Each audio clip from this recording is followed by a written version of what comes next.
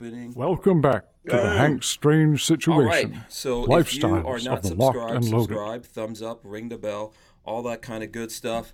Come on, jazz hands, let's do it. We're live. Come on, Mosh. I don't care how hardcore you are. You got to do jazz hands. Okay, got the. Am I doing this shit right? Yeah, that's fine. That's fine. Right. We are live. We are live. I hope you got your big girl panties on, because Mosh Toure is in the building. And I'm going to cuss a lot of you motherfuckers out. Oh, shit. Yeah, it's getting off on the good foot. Maj is here. This is episode 374 of the Who Moved My Freedom podcast. Maj Toure running for Philly City Council at large. And we're going to talk about how you guys can help. I guess we'll go back over your bio a little bit for people who don't know. But since the first time you came on the podcast here, which was like a year and a half ago or something? Yeah. Might have been a little longer than that. Yeah. You weren't all super famous back then. I'm not yet neither. I'm trying to duck this Hollywood type. Whatever. You weren't running around SHOT Show and NRA in suits and all that kind of crazy. And you weren't all swole up like Busta Rhymes either. So don't think I don't remember that. It's the steroids. It's completely steroids. Plus, the last time you were on, you had on like a wife beater or whatever the hell they call it now. I don't know. You had on a wife beater. You in the streets of Philly, and you refused to stay for the 2 hours. So, but that's where the Hollywood was at. That's where the Hollywood started creeping in at. Yeah. That's around that time. Yeah, something got crossed with your people. Your assistant Lola was all mad. I only have 30 minutes. Lola was mad. She was like, I spoke to whoever his people are. And told him 2 hours? Yeah, and told him 2 hours. And then Maj gets on there and go, I don't have 2 hours. So My bad, Lola. Don't beat me up. So we're gonna do this. She got over it. She's not that mad. And he's gonna be here for 2 hours tonight anyway. So we're gonna get into it. We're gonna answer all questions and all that. What are you smoking, by the way? I'm sure people out there want to know. What are you smoking? Yeah, right now I've been loving My Father brand cigars. Right, this is a Le Bijou. It's just a really good brand of cigar. I actually had a friend of mine that came from. Damn, I don't think his bag is here. Yeah. He came. All I know is he said something French. French. I have no idea. Le Bijou, but that's the. So it's like make and model. The make is My Father brand, and the model is the Le Bijou. Let's see it. Hold it up for a second. Let's see it. Yeah. Hold it up into the camera here so people could see what's going on there. Okay. All right. Yeah. So Cigars and Guns is not here. You met Cigars and Guns, right? What's his name again, Lo? What? Adrian. I was about to say Damien. Adrian's gonna kill me when he sees that. Yeah. So you met Cigars and Guns, right? So that's he's like the cigar expert. Yeah, I love My Father. I got some actual some real Cubans. Now, first, let me say this. Everybody's super excited about when they say, I got a Cuban. The reason why people are excited about Cubans normally is because in America, because of the trade embargo that was placed on Cuba after the Bay of Pigs and all of that, Fidel Castro tried to kill him type thing, you couldn't lawfully get Cubans in America directly, right? So that's the big thing. But the other part about that is a lot of people don't know that when a lot of people from Cuba defected, they went to places like Nicaragua, Panama, Florida, you know what I'm saying? So, but as far as the growers, they took the growers and the master seeds with them to these other different places, Dominican Republic, so forth and so on. Right. So now the whole thing about Cubans is like, it's more about if you're in America, how can you get an actual Cuban? And a lot of people like smoke cohibas. So I had a friend, Patrick, who was in some other country where there's not an embargo on Cuban cigars. And he was globe traveling, so he sent me some. But this isn't that one. But I want to smoke that on a different time. Maybe I'll smoke one of those that he sent me when I win the city council seat. But this one right here is My Father's a good brand of cigar. If you're a beginner, drink some water. Take your time with it. Do it, at a time when it's like you're reflecting for it's going to take you about an hour or two to smoke a full cigar. But yeah, that's what I'm smoking right now. Yeah. And I'm having a glass of wine too. Oh boy. So sorry Okay. about the street cred, guys. There's a lot to unpack here because you are getting real bougie lately. You're like smoking cigars, drinking wine. The other day, I think that was like a couple of weeks ago, I called you. You were in like a sauna somewhere, in some kind of spa. Yeah, it was in my steam room. The gym that I go to has a steam room. Yeah. Listen, I was like, I want to say this too. Listen, I want more urban people, more poor, hardworking, middle class, not low class, but lower income people to start doing these things. So this cigar right here is like $7, if that, right? Mm-hmm. That whole bottle of wine. Well, let me not front. That's Moscato, which is just sweet. That's not even like. Okay, usually, so that's ghetto. That's ghetto. I'm sorry. That's usually in a good way. I usually do a buttery Chardonnay though, right? Uh-huh. A good Chardonnay with some legs to it. Now let me tell y'all why. We gotta stop like just doing like Black and Milds and the shit like Lipton tea, like some shit that's like the low end of everything. We don't have to do that. All you gotta do is do a little bit of research. You don't have to fucking buy, that used dirty ass gun. You can do some research. Same thing. Get an inexpensive firearm, a quality gun, that doesn't, you can find a Glock used. You might have to replace a couple of springs for $300-$400. Yeah. You know what I'm saying? So my point there is, it's the same. I want people from urban America. You don't just have to have Newports. You know what I'm saying? You don't have to just have Black and Milds. You don't have to just drink Henny all the time. Okay. You know what I'm saying? Now you're a style guru as well, on top of all of that. I'm going in the GQ direction of things. I don't know. This is gonna be crazy. Richard Hughes says, I got some nice cigars at Costco. Yep. Yeah, I've seen it. I don't smoke cigars and stuff like that. I'm very straight laced, man. I'm a nerd, in case you don't know. You don't smoke Triac? No. Never. I mean, I'm from the Caribbean, so like my dad. That's what I'm saying. You gotta smoke tree. My whole life, my dad smoked weed. My dad did everything, man. He smoked, drank, womanized. He did all those things. My dad was wild. That sounds like a fun dude. Yeah. So let me tell you something. If you are just buck wild, more than likely your children are gonna be nerds. Opposite. They're going to go the opposite of you. So that happened with most of us except my sister. My sister's really hardcore. But she was the baby. And she was born in England, but and she lived in Nigeria with us, obviously. She was born like 6 months old when she went to Nigeria and 3 when she came to America. So she's straight up Brooklyn. So let me ask you this, Hank. Uh-huh. Nigerian, Caribbean, what is London? Right. What the fuck is going on with your genealogy and lineage? What is the story here? That's how I grew up, man. I know a lot of people don't believe that about me, but that's how I was born in Guyana, South America. Okay. So which it's technically South America, but not considered Latin American or Latino or whatever you want to say. Yeah. And Guyana was a British colony, so my parents were born British citizens. A couple of years before I was born, Guyana claimed sovereignty and gave up the citizenship thing. And then when I was 5, my parents went to Guyana. My father got his master's degree in engineering from Brunel. Mm. He was supposed to be responsible for building up the infrastructure of Guyana. There's a lot of natural resources there, and it has the most waterfalls, I think, of any country in the world. So he was supposed to build hydroelectric dams and stuff like that. He was building stuff when I was a little kid. So when was the last time you've been there? When I was 5, when I left. So we look, Hank. This is what we should do. Mm-hmm. What's their situation with guns over there? It's 100% totally illegal. They have the right to go up in your house if they think you have a gun. It's a socialist country. We should run guns over there. Listen, you know what I would like to do with Guyana? I would like to go take over. Yeah, I would like to put my boys together and we roll up in there and we take over. But the Chinese right now, so I think Guyana has like the Chinese controlling a lot of things, as is going on in Africa, other places in South America, etc. And then the Colombian cartel's pretty deep up in there as well. So we it's not a joke. We'll have to be ready to actually fight. China's a monster. We might have to shoot the shit out of China pretty soon.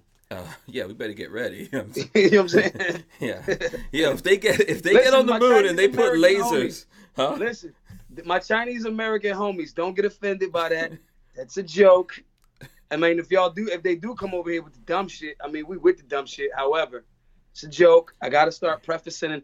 I'm a city council person now, so I have to be very careful. So I notice you haven't gotten politically correct at all with your entry into politics. I'm trash at it. I hope you know that everything you say here will forever be used against you as you go from city council up to presidency. I hope so. I'm gonna be the first. Listen, I'm in the Illuminati, and I'm not supposed to say this, right?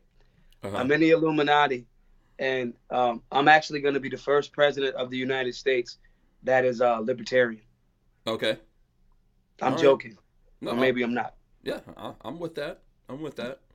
You know, I'm here. Listen, I can't run unless we get the Schwarzenegger rule.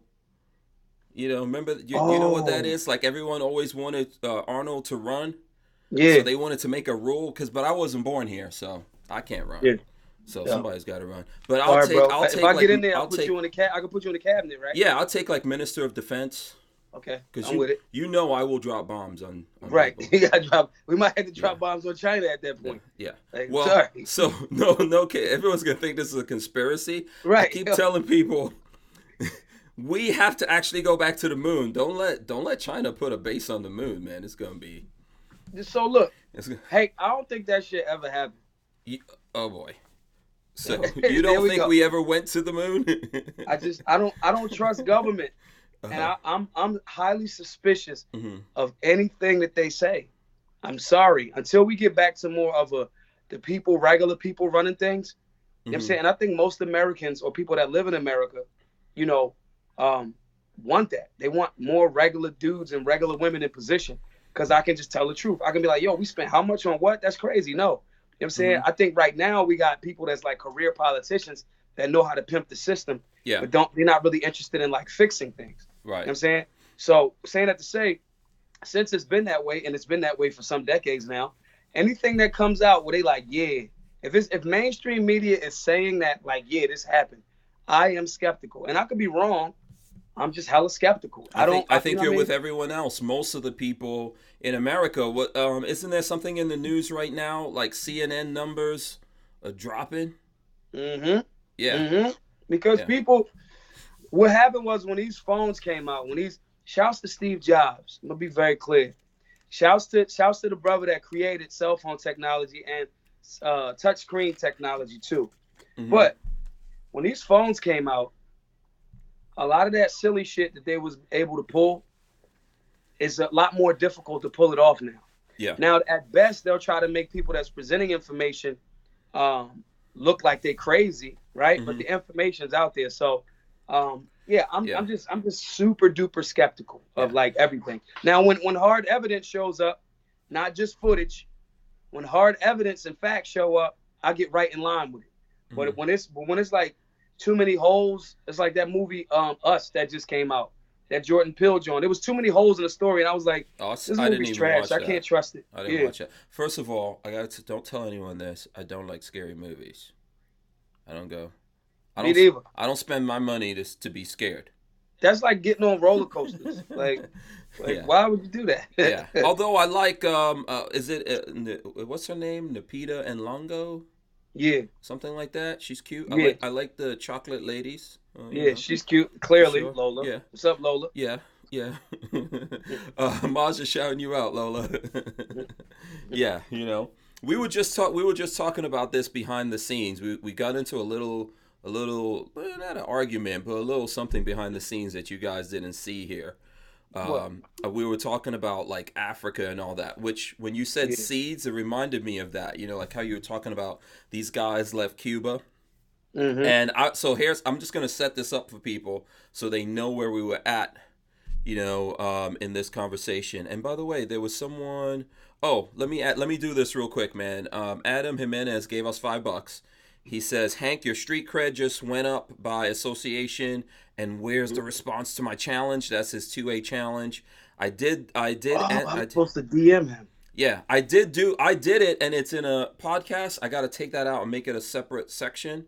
So, but we can get into that. Adam, if you remind us in this conversation, I'll get Maj to say, like, what the 2A means to him. Maybe we could Make it easy for I'm down. you since you're all busy. If you remind us, we can do it here, and then he can record it and we'll have it. Yeah, so we'll have it here. So So the thing is to just set this up. So we got into this conversation because I was telling Maj that I was asking him if he did the genetic test, right? Yeah. Yeah. So what did you say to that? Did you? I said I'm not giving these same Europeans and these same Dutch and Arab people that started the slave trade, the Mafia, the greatest catastrophe known as far as Holocausts are concerned. Shouts to my Jewish homies. You know what I'm saying? I'm not trying to give them. What I do know is that we don't know. It was African or Ethiopian or melanated history broken, interrupted. You know what I'm saying? And I'm not trying to give nobody no extra money for them to tell me. So is it that you didn't want to give up your DNA, or you just didn't want to give the money? You didn't want extra baby mamas coming out of the woodwork? I don't want none of that. I already got a gang of baby moms. You know what I'm saying? I got everything working copacetic shortly. I don't want them to have my DNA, and I'm trying to create another a super race of mine. You don't want to be a Maury, or who is it now? Who does the DNA? Right. Is it Maury? Right. Okay. Yeah, it's Maury, and then the girl be like, I'm 1,000% sure. See the little baby up there with dreadlocks, right, with locks and big cheeks. Right. Like, oh, that's your baby. My twist is, I think that it's important to know the history that we know. Right. Okay. I think it's important to know the history of all world history, because a lot of people beat me up for going, well, why you talk so much about American history? Because we live in this landmass known as America, right? And then in order to do that from that ownership position, we can talk about certain contradictions a lot easier. You know what I'm saying? So, for example, I can say I don't want to give my DNA because of the history of America, the negative portions, because all of it's not negative. I don't trust government. I don't trust big things. I don't, and pause. I don't trust them situations. What I can do is create a history and a lineage from where I know. I know my great-grandmother was here and alive. I know where she was from. I know where my grandmother is right now. I can have those conversations and build history from there. But the things that I'm not aware of and don't know, I don't really try to reach too much into that, because it's somewhat of a rabbit hole. And if you're not careful, you could go crazy. You know what I'm saying? So for me, I think it's more important, like when we was talking earlier, okay, when you went to, Nigeria and places like that, it's like, okay, I can get some of that information from the source. You know what I'm saying? But as far as like paying somebody else to tell me, I don't have any proof of what they did to come to their conclusion. I'm not involved in that whole scientific process. So to me, it's like that moon landing shit. I don't really have no actual proof of that. I just got what you told me. And so I'm always gonna Is the world flat or round? The world is round. I'm not one. I ain't that far. All right. Damn, Just check it. Just check it. Like we solved that one like way back in the day. Listen, here's the thing. I think that they say numbers don't lie. Yeah. And the truth is very important for people. It hurts, but it leads. That pain leads to growth, and I think you just have to be able to decipher the truth that's out there. And I think genetics helps with that a little bit, especially for people in the Caribbean, people here in America that are descendant of slaves. Yeah, it's good diaspora. It's good to look back. It's good to figure out where you're from. I know I had this conversation with Kevin, and Kevin said he doesn't even know where he's from. I think it's good to know, and I did it, and I looked back, and on the African side, I'm from Nigeria and Ghana, and historically, like I was telling you, and that's how we got into the thing, that's where slaves, like descendants of slaves in the Caribbean and America came from, and most of that is because those people sold their own people, they sold other tribes they conquered into slavery. All right, and I know you don't want to deal with that one. No, it's not that I don't want to deal with it. We could deal with it. Okay, so let's talk about it. So one, the concept of indentured servitude, the concept of selling people. One, slavery has I'm gonna be clear, because I'm not one of them people that like, oh, just the white people with the slavery. Nah, I don't. That's what happens, you become the spoils of war. We conquer your land, like Conan said. We conquer your land, take your women, all of that. That has happened. If you lose, you lost, right? Yeah. So I'm gonna be clear about that. But at the same time, I think what happens is, so it's 2 points to this. The first one, and then I'll go to the next one. One, when we make it primarily about well, your people sold your own people into slavery, right? One, you got to deal with the fact that indentured servitude being to that extent existed forever. And I don't think that because a lot of those dudes that sold the people, they wound up being captives too. Okay? The people that pointed them out and was like, yo, those guys over there, give me the money, they over there. So a lot of times those guys that pointed them out got snatched as well. And I think that gets left out of the conversation. Okay. The other part is we can't act like chattel slavery and the MAFA, MAA''FA, was up until that point was unheard of before in time in history, to that extent of brutalization, to that extent of violence, to that extent of, and that's just because of technology. Let me be clear, because we got boats now, or we can get these guns from the Chinese, or gunpowder from Chinese. We get da-da-da-da. So technology creates a different level of good or bad as technology advances throughout time. And you have to look at technology then. The technology then was the ability to build these big ships that could leave Europe and go to Africa, take on heavy amounts of people. And by the way, just like you were saying about the Cubans bringing the seeds, in Guyana, for example, we have we have plants, we have things like mortars and pestles, like where pounded yam and all that comes from. That when these whole villages, when they moved like whole villages, basically they went to these guys and said, okay, you guys are going to get on this ship, bring your whole family. People went with seeds and things like mortars and pestles and all that, and they took them from Africa into the Caribbean. We're taught that this was the technology that we could trace back to see why, how it happened. Correct. And the big technology back then, in West Africa, they valued glass and beads and stuff like that. But they also valued the guns that these guys had. And the guns allowed them to conquer more people. Correct. Therefore, ship more people out. If you go to Ghana and you see the on the coast, there's these huge castles and everything. The dungeons, not castles. Yeah. We're not giving them that level of love. But those were dungeons. Who built those things?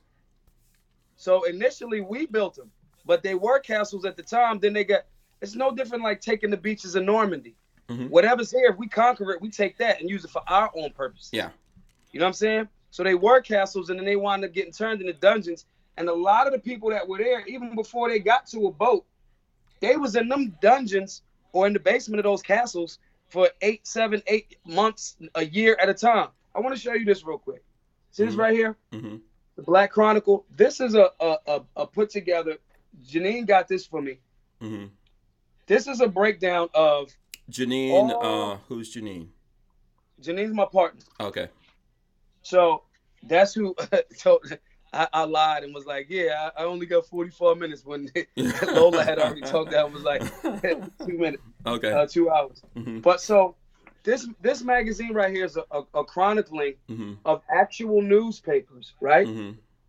From time of enslavement, just basically recorded history from the times during enslavement, through the Revolutionary War, through the Civil Rights Movement. And this is a chronicling, Rhode Island slaves to fight redcoats.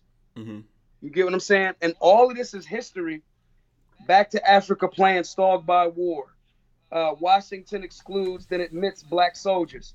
This is when George Washington literally excluded initially, then admitted black soldiers to fight in the Revolutionary War.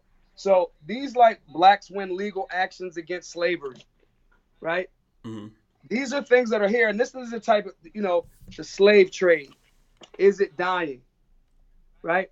These are the types of things, as far as history goes, that I think is, like you said, these things are important. It's part of the reason why I got a gang of guns, and only gun that everybody ever seen me with is that Glock 19 right there. Yeah. Because I don't have that much trust, not only in government, I don't have that much trust in my fellow man to maintain righteousness. Yeah. Well, that's why I think it's important to look at all of this in a balanced way. We were talking about it, that there's been slavery since the beginning. There's going to be some kind of slavery all the way up to the end. Not on me and mine though, because we strapped. Well, that's So what fuck that's that. that's what we're resisting, and Right. that's why I think it's always important to look at all these things. Look, America was mostly formed by the people that the British wanted to get rid of, right? Yep. Or who were persecuted over there. Just like Australia was formed by the people that they imprisoned because you had Correct. small places. Everyone they started having a long bloodline. It really wasn't like Game of Thrones.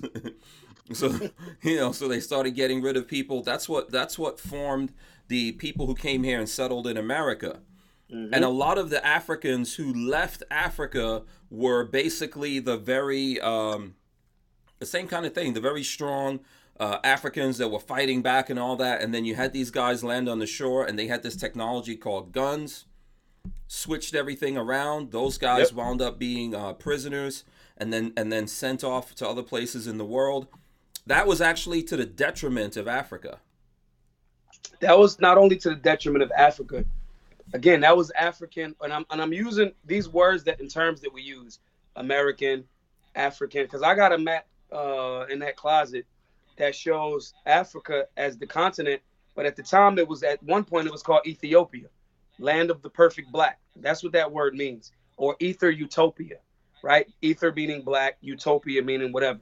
At some points, the entire continent was called Ethiopia. My point though there is I'm using these terms because this is what we've agreed to upon at this particular point in time. Mm-hmm. But this speaks to um, the overall concept of we're calling each other names and things, but it's really as cheesy as this might sound, it's really one race until I see aliens.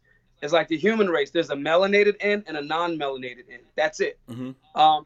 These terms that we call each other are just based on geographical locations and what we've identified True. as, based on this language or this fucking culture or They're this custom. memes. It's memes, and they keep repeating themselves too, man. Right, right. You know what I'm saying? And Yeah. so I think it's important to know that. But then by knowing that, after you do so much study, you just start to go, okay, well, humans will, if they're not guided by certain standards, and even those standards are failable, if we are not strict with our standards and holding on to certain concepts, it's going to be that person that's going to be the politician that's going to go, I can make this work for me and not for everybody else. Mm-hmm. There's going to be the politician such as myself that goes, yo, I could get in there and help a whole lot of people.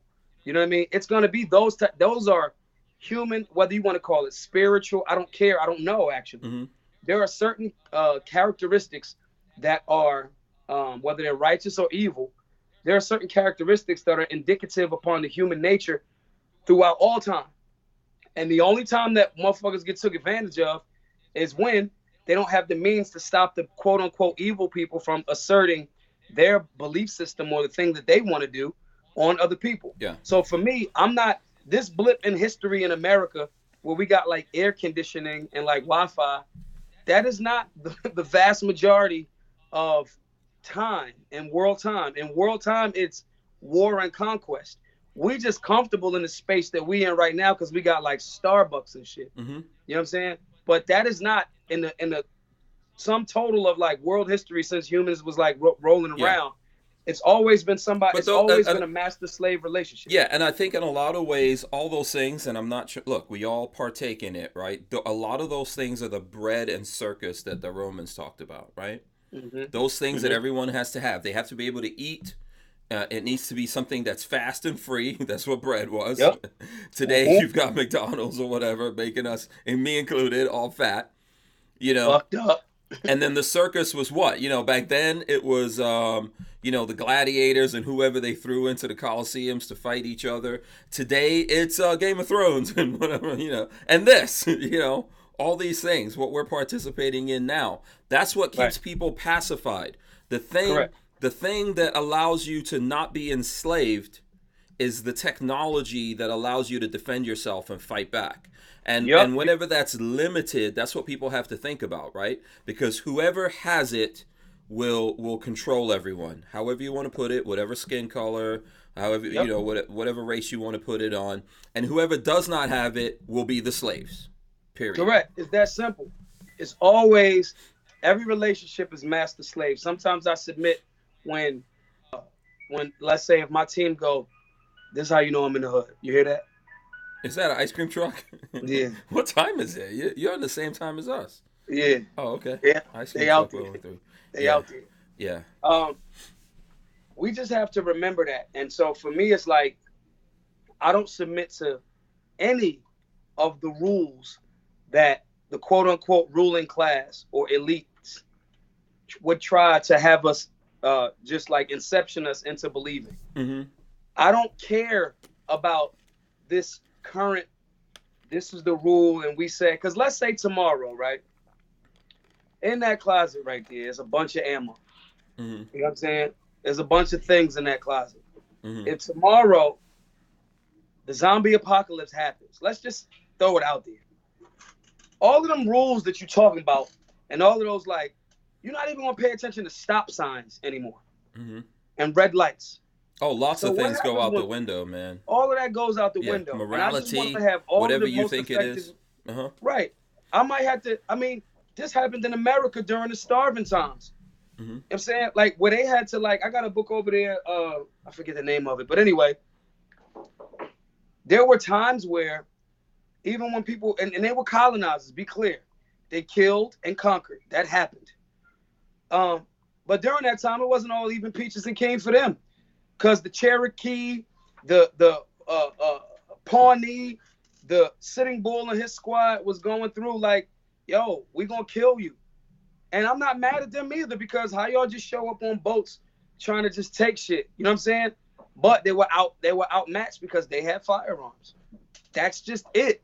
And so I'm not gonna allow somebody who's either unaware of world history and human activity to create these rules for me that I'm supposed to live by, and then tomorrow that zombie apocalypse happened, and now my entire family gets mauled by the zombie because I was following a particular rule by somebody that didn't even follow the rule or wasn't aware of human history.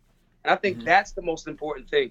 I think it's important to know that the roots of the rules here in America are racist. I think they're there, but I think on a bigger scale, it's more important for people to go in the direction of understanding that to fight against any type of tyranny. If the government says, hey, y'all, it's the zombie apocalypse and we need your house. No, thank you. Yeah. I and my family all need the our rules house. all the rules of mankind everywhere are based on basic stuff, man. Mm-hmm. You know, so true freedom is the ability to overcome that in the moment, right? Yep. Well, all the rules based on everything. It's based on basic, you know, the basic drives that we have as creatures, you know, Right. however you want to categorize what we Right. are. It's based on all the basic stuff that we all have. The things that, you know, there's like, we're talking about some kind of apocalypse happening. There's lots of people out there that want that stuff to happen, that want the rule of law to fall apart, the shit to hit the fan or whatever, because in their mind, they're like, yeah, I won't have to do this. I could just do whatever I want. I could take like any woman. I could do this thing. You know, I could do all that thing. So that's all our basic inside stuff that's going on. So what makes us modern is there's tools that we can use to override that. And it's very important that those tools don't remain in the hands of just the elite. I'm sorry, go ahead. Say what you're going to say. I kind of, in a weird way, and I'm going to be careful how I word this. Because, you know. You're going to be careful now? Yeah, I'm going to be careful. Now. This is the section. Now. If something like the zombie apocalypse was to happen, there's two reasons why I would be okay with it. One, I would have a massive "I told you so" in the books. Like, see, told y'all, right? Okay. And two, I think that after anytime there's some sort of purge, there's a massive, just a realignment of like, yo, this is natural law. This is nature. You know what I'm saying? Like, violence is a part of nature. But when a hurricane comes, and I don't mean like people killing people unnecessarily. A hurricane come through, the hurricane does not stop at like state lines. Yeah. You know what I'm It saying? doesn't Like, miss the good neighborhoods. it does not care. Trust me, I lived in some of the good neighborhoods and got like that category 5 sitting And right on it's top. like, yes, a hurricane does not give a shit about your car. No. You know what I'm saying? Yeah. And so I think that after things like that happen, it's a great way. I think it's good for us to trick ourselves to remember that. But I think it's also is a great way when those things happen for us to realign and reassess. You know what I mean? Again, your Starbucks isn't that fucking important. Yeah. This cigar, yeah, you enjoying the cigar. Do you know how much nature is involved in getting this one cigar to me right now? You know what I'm saying? I think sometimes we take that for granted. So when things like that happen, like a zombie apocalypse, it ain't even got to be zombie apocalypse. We can look at Venezuela right now. There's You see yeah, the footage there's, of that? yeah, that's that an tank? apocalypse going on right now. Yeah. It's like the But- tank is literally running people over. Yes, and then look, that there's a lot of things there, man. That tank reminds me of back in the days in Europe, for example, where you had the knights. So the knights were these dudes that had armor and swords and stuff like that, and they would just run right over the common man, right? Because he didn't have anything. He barely had clothing and he barely had weapons, and they would just run right over him. That's what those guys are doing. And the funny thing about that, there's people in the media saying, "Oh man, I wish these people had guns." Have you seen this in the news where they were saying that, "I wish these and people then it's had like, guns"? it's like, Yes, that's what's going on here in America. Right. You know, but I think so. Here's my thing that I think, right? Yes, you're right. There's lots of horrible things going on around the world. We have them from time to time here in America. I would also argue that a woman who right now is being abused by her husband and has no way to fight back, you know, is going through her own personal apocalypse. But I want to say this, man. I always tell people that if we had some people in the past come back, like if we had Martin Luther King or, you know, whoever we all think is cool, everyone out there individually has the people they think were cool and all that. If those people come back into these current times and look at us, I would argue to you that they would think we're in the zombie apocalypse right now. Right. They would go. I posted on Instagram a meme that said, it was a picture of George Washington, and the quote was, "Me and my homies would have been stacking bodies by now." And it's like, yeah. I mean, in Philly, we got a sugar tax, right? 5% extra on any sugary beverage. Oh, the soda tax in New York. Yeah. So it's like, they went to war over like 3% tax. Yeah. Like they was like, hell no. And don't get me wrong, because people will go, well, people don't need to drink sugary drinks. I don't need to have that cigar right there. That's what I want. That's my freedom to do so. Right? So yes, a lot of those people that would wake up now, again, that Black Chronicle magazine that I just showed you, there's great, you know, black and white, whatever term you want to use, people, men and women on the cover of that were fighting against tyranny. Yeah. I would add to that yes, they would be like, damn, y'all got it crazy.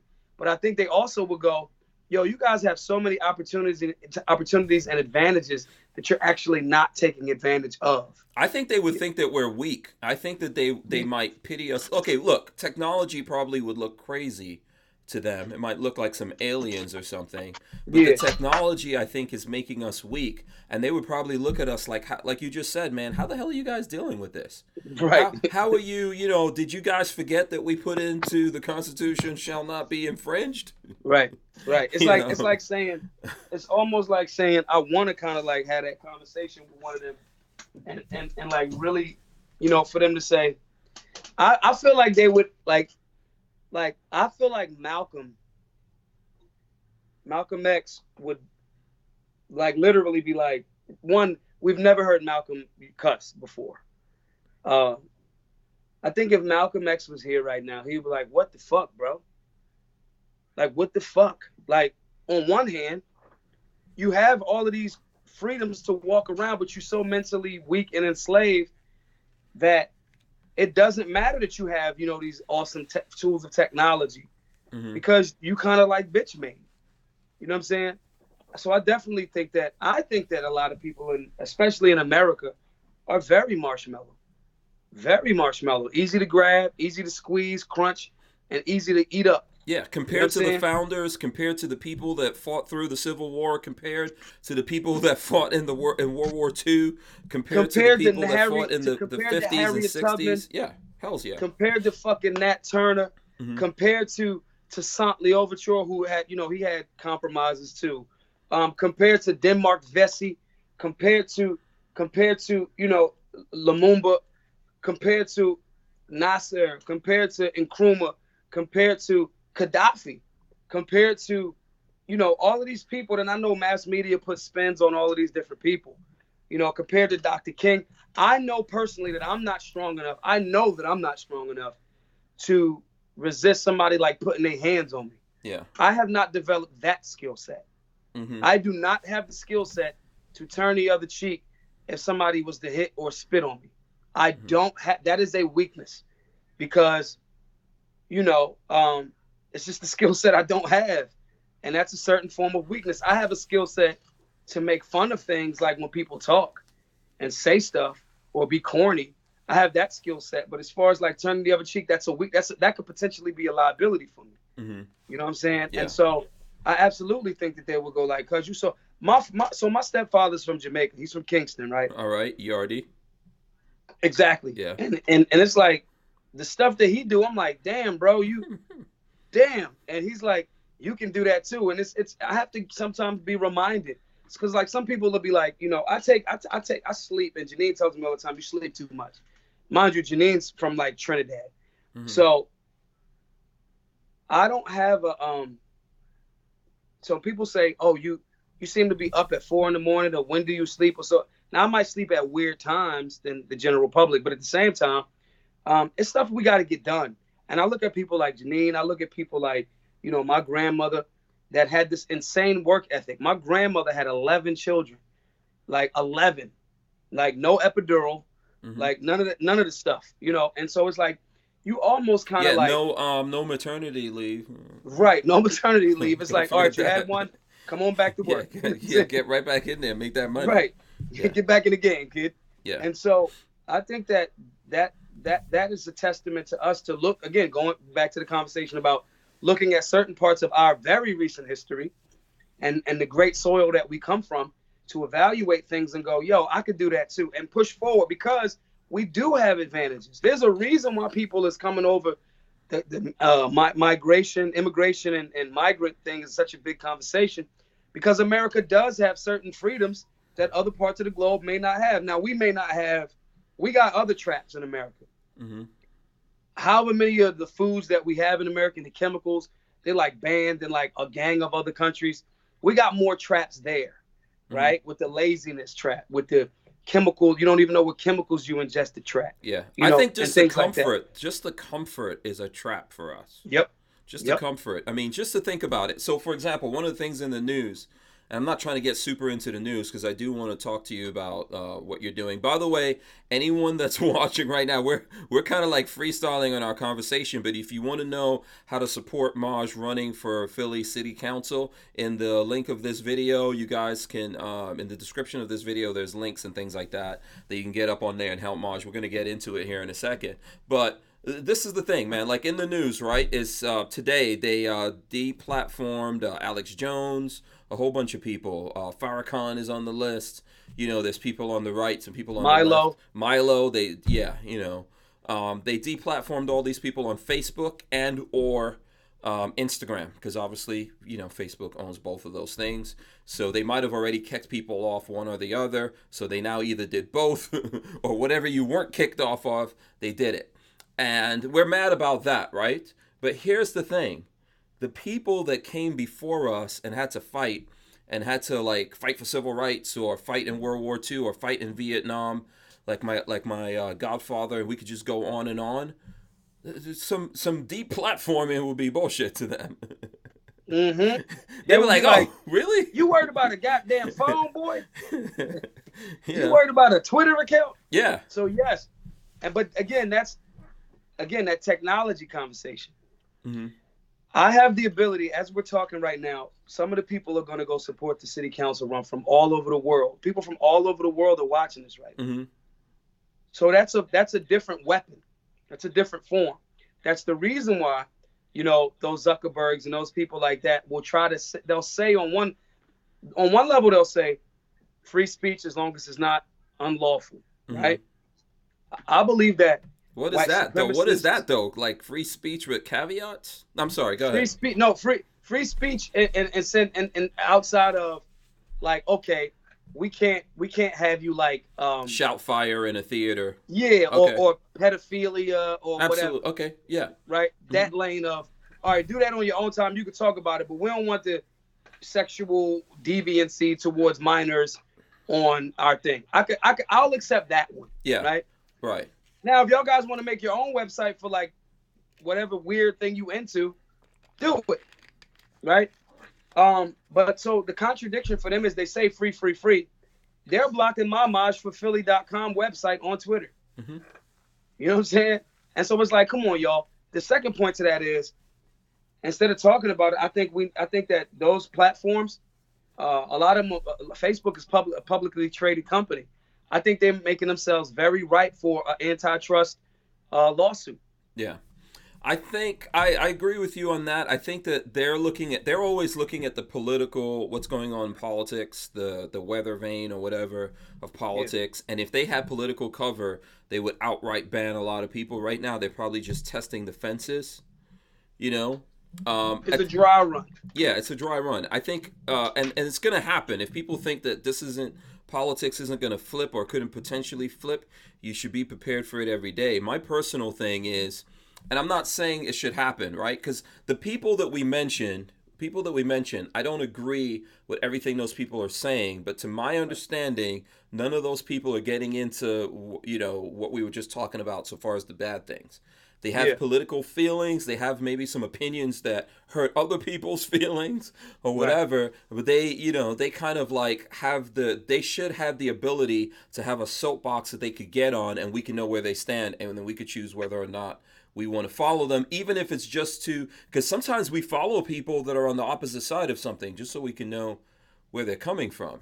Right. What's their perspective? Yeah. Like, so take Milo, for example, right? Milo be saying some crazy, super wild stuff. Yeah, for sure. Right? He's wild. Yeah. Milo and his husband got a gang of Black Guns Matter merchandise. He's posted him in the Make the Hood Great Again shirts. Okay, cool. You know what I'm saying? And it's like, yo, I got Muslim homies. I got Jewish homies. Mm-hmm.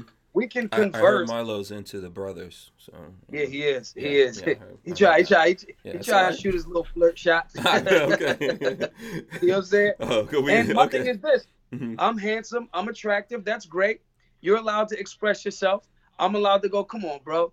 You know that ain't my twist. And still, like, move forward. Yeah. I think that's another part of a weakness. The ability to not hear somebody that completely disagrees with your position. Mm-hmm. I don't care. First of all, I'm from Philly. You got to work really, really hard. Like, you can't even hurt my feelings. Mm-hmm. Like, my feelings been dead on the inside for so long. When you grow up under the pressure cooker.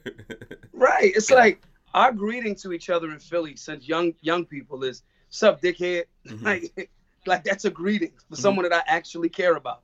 So, like, people saying stuff, I'm more concerned about people saying things and doing the opposite as opposed to people just expressing a thought. Mm-hmm. And I think that's another level of the marshmallowization of America, the marshmallowization, honestly, of humanity. Because we in this one bubble. They're trying to create that Amero, that Euro, and that Afro to create that one world situation. Mm-hmm. And it's like, nah, I just don't want to be a part of it. That's what I like about Trump. He's like, yeah, we're not doing that. We're not doing that whole global thing. Nah, we just gonna do us. Yeah. And I like that. Yeah. I might disagree with a lot of the other things that he says, but I disagree with him totally on Second Amendment issues. Yeah. The last thing America needs to do is homogenize itself with the rest of the world, man. Yep. Forget that. That experiment that's happening in the rest of the world is bullshit, in my personal opinion. And the experiment that happened in America was not perfect, but it's pretty good. And we just need to put in work and make it better.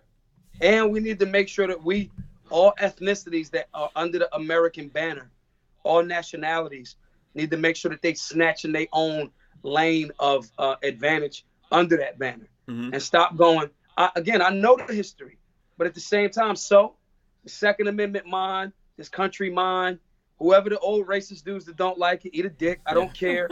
This mine. Yeah. But this mine, and what you gonna do? You know what's okay? Can I tell you something? Most of the young folks out there aren't all about that. You know what I mean? Times have changed, man. Times have changed. I'm not saying that I'll never get on here and tell you like asked me this when we were in Atlanta, like, is there racism? You'll never hear me say it doesn't exist. Of course Correct. Of course it exists. But the people that exist with, like, those dudes are dying out every day. Now every day there's 1 or 2 people born that are maybe replacing that bullshit, but there's hundreds of people born that are that looking at this completely differently. Yeah, it's like music. It's like watching Messiah, who's 15, right? Messiah, and looking at how they even look at fashion and music and interactions. Their understanding of the history, but they like on some one we all love each other type vibe, and I love that. Yeah. You know what I'm saying? They can get all of the history without the hangups. Yeah.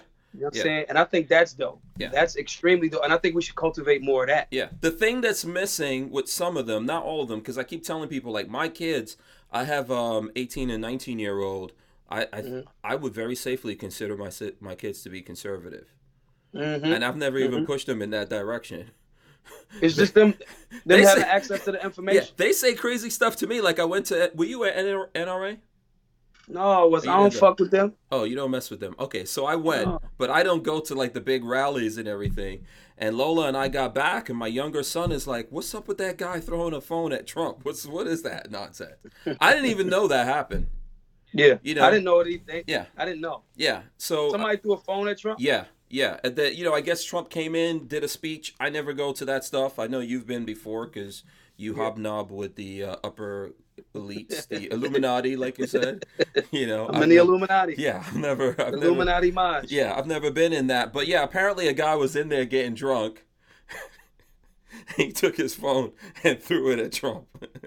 I bet you that guy's a 2A guy. I bet you. Yeah, he missed. Yes. I'm kind of not mad at him. Yes, he got arrested. I'm kind of not mad at him, but at the same time, we cannot be disrespectful to whoever the president is of the United States of America in terms of throwing shit at him. Yeah. I don't believe in that. You beat those people up by beating up their policy. Yeah. Yeah. You beat those people up by saying you campaigned on 3 or 4 things. Yeah. You got 2 of them done. You weak here and you weak here, and here's how you're weak. Yeah. I would have been okay with him booing or people booing or whatever or screaming out their thoughts, but yeah, man, that's kind of like crossing the line. You don't start throwing stuff at people. Just like I didn't like people doing stuff I never voted for Obama, didn't really support most of what Obama did, but I didn't like when people did things to him in effigy, and I don't like it when people do it to Trump either. Mm-hmm. Let me say this about President Obama. I love President Obama because he's an excellent writer. Mm-hmm. The Audacity of Hope and Letters to My Father are some of the dopest books I've ever read. Okay. I think that visually, I think he's one of the coolest presidents we ever had in the sense of his level of diplomacy. But I think his policies were trash. I think he immediately switched up on what he campaigned on. Yeah, he didn't really deliver to the promise to most people of what he promised. He got me in 2008. He got me. But then when he doubled down on that Patriot Act, I was like, wait, what? And so I can, he's still a man. He's still a human. He still has, like, children that care about him. Yeah. He still has a wife. Like, a lot of dudes on the right is like, oh, Michelle Obama's a man. And I get it. Sometimes it's a funny little joke or whatever. Jokes are fun. Yeah. Jokes is jokes, but it's like, listen, bro, that's somebody's wife. Because it's like, if you say something about one of my friends or people that I care about, I might be liable to check you on that. And it could go as far as it want to go. So because of that, what I don't like as a follower, I don't do as a leader. Mm-hmm. So when I'm in a certain position, I'm not talking about that, man. I'm gonna critique their policy. And I'm going to chop you up all day about your policy. That was bullshit. The NRA, this was bullshit. That was bullshit. You said this. That didn't happen. You're lying here. This is fact. Yeah, that's what we all have to do. All day on. Yeah, whether those people are on our side or the opposite side. Lola sent me a note here. She wants to know what your issue is with the NRA because you said you don't fuck with the NRA. What's up with that, man? They liars, bro. They liars. So, I went into this gun community thing, and everybody was like, yo, watch out for the NRA. And I'm like, all right, I got to take everything with a grain of salt because they might have not done something for you, and you feeling some type of way. You know what I'm saying? But I'm going to go over the last 3 years, I just watched. They told us they was going to donate. They never did. To Black Guns Matter? Yeah, Okay. and not because I asked them for. So let me be clear. We had already raised and gave away $100,000 before the NRA even started reaching out to me, right? And no one can deny the work that we're doing. That's undeniable. And lots of people in the community did support you, right? Right. Okay. And so, and outside of any organization, actual like hardworking people, like most of our donations come from little $5, $10, $20, $50, $100 donations. Some of the folks that are watching this right now, man, people out there love you, including the folks that are my fans. Correct. Yeah. So with that being the case, it's like that's because of the work that we put in. Now we didn't go and say, hey guys, can we work for you? Now I was like, listen, if y'all gonna get behind some of the work that we doing, let's address some of these cultural issues, because I still want to put numbers on the board. If somebody gets behind me and says we're gonna give you $100,000, that's not the number that they said. They said $30,000, because I want to be men lie, women lie, numbers don't. We want to give you $30,000 towards GoFundMe towards Black Guns Matter. I'm like, bet. I could walk 1 million people from the hood. I could kill that whole the NRA is racist thing. If y'all give me $30,000, I'm all day gonna go, yo, they got behind our work, just like any other organization that has. The NSSF has given us $10,000 for the work. Boom.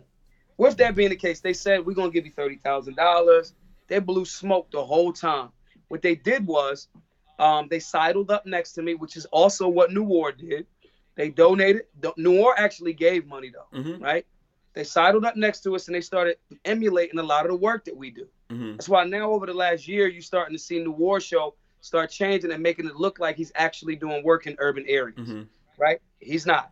Okay, so I sent something additional here also with Noir. Yo, it's all connected. Okay, it's all connected. Okay. I believe that Ackerman McQueen had that intent from the very beginning. Okay. Which was, let's study the work that he's doing, and then other people was like, let's support the work that he's doing with no actual intent.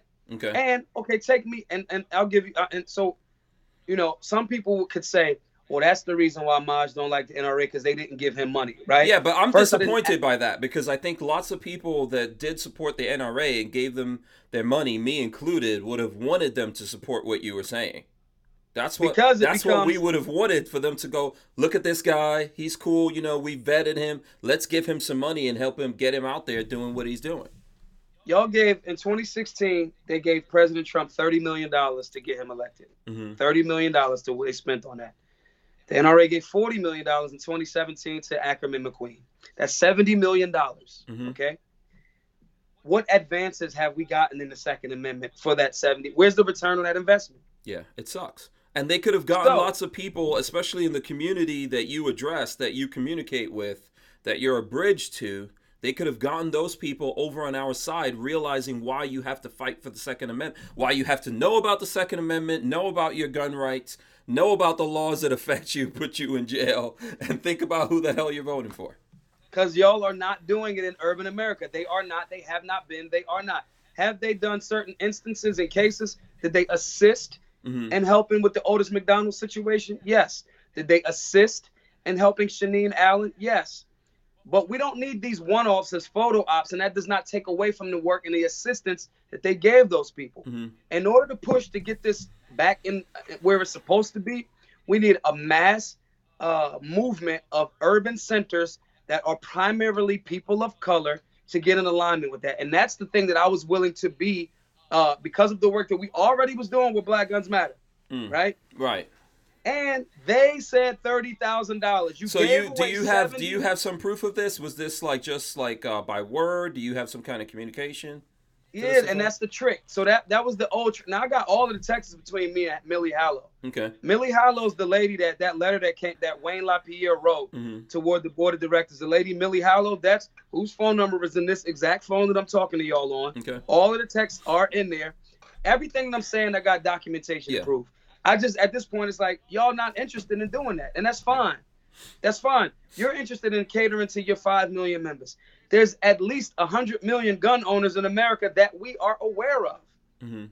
So my gripe is not because they didn't give Maj a Bentley. That would have been dope. If they would have gave me a Bentley, I would have probably sold the Bentley and put the money back in the BGM. Right? With that being the case, we're talking about 30 grand to be quite honest, is a catering budget for maybe 2 of their events, if that. Mm-hmm. A number that they said. I didn't come asking them for a job.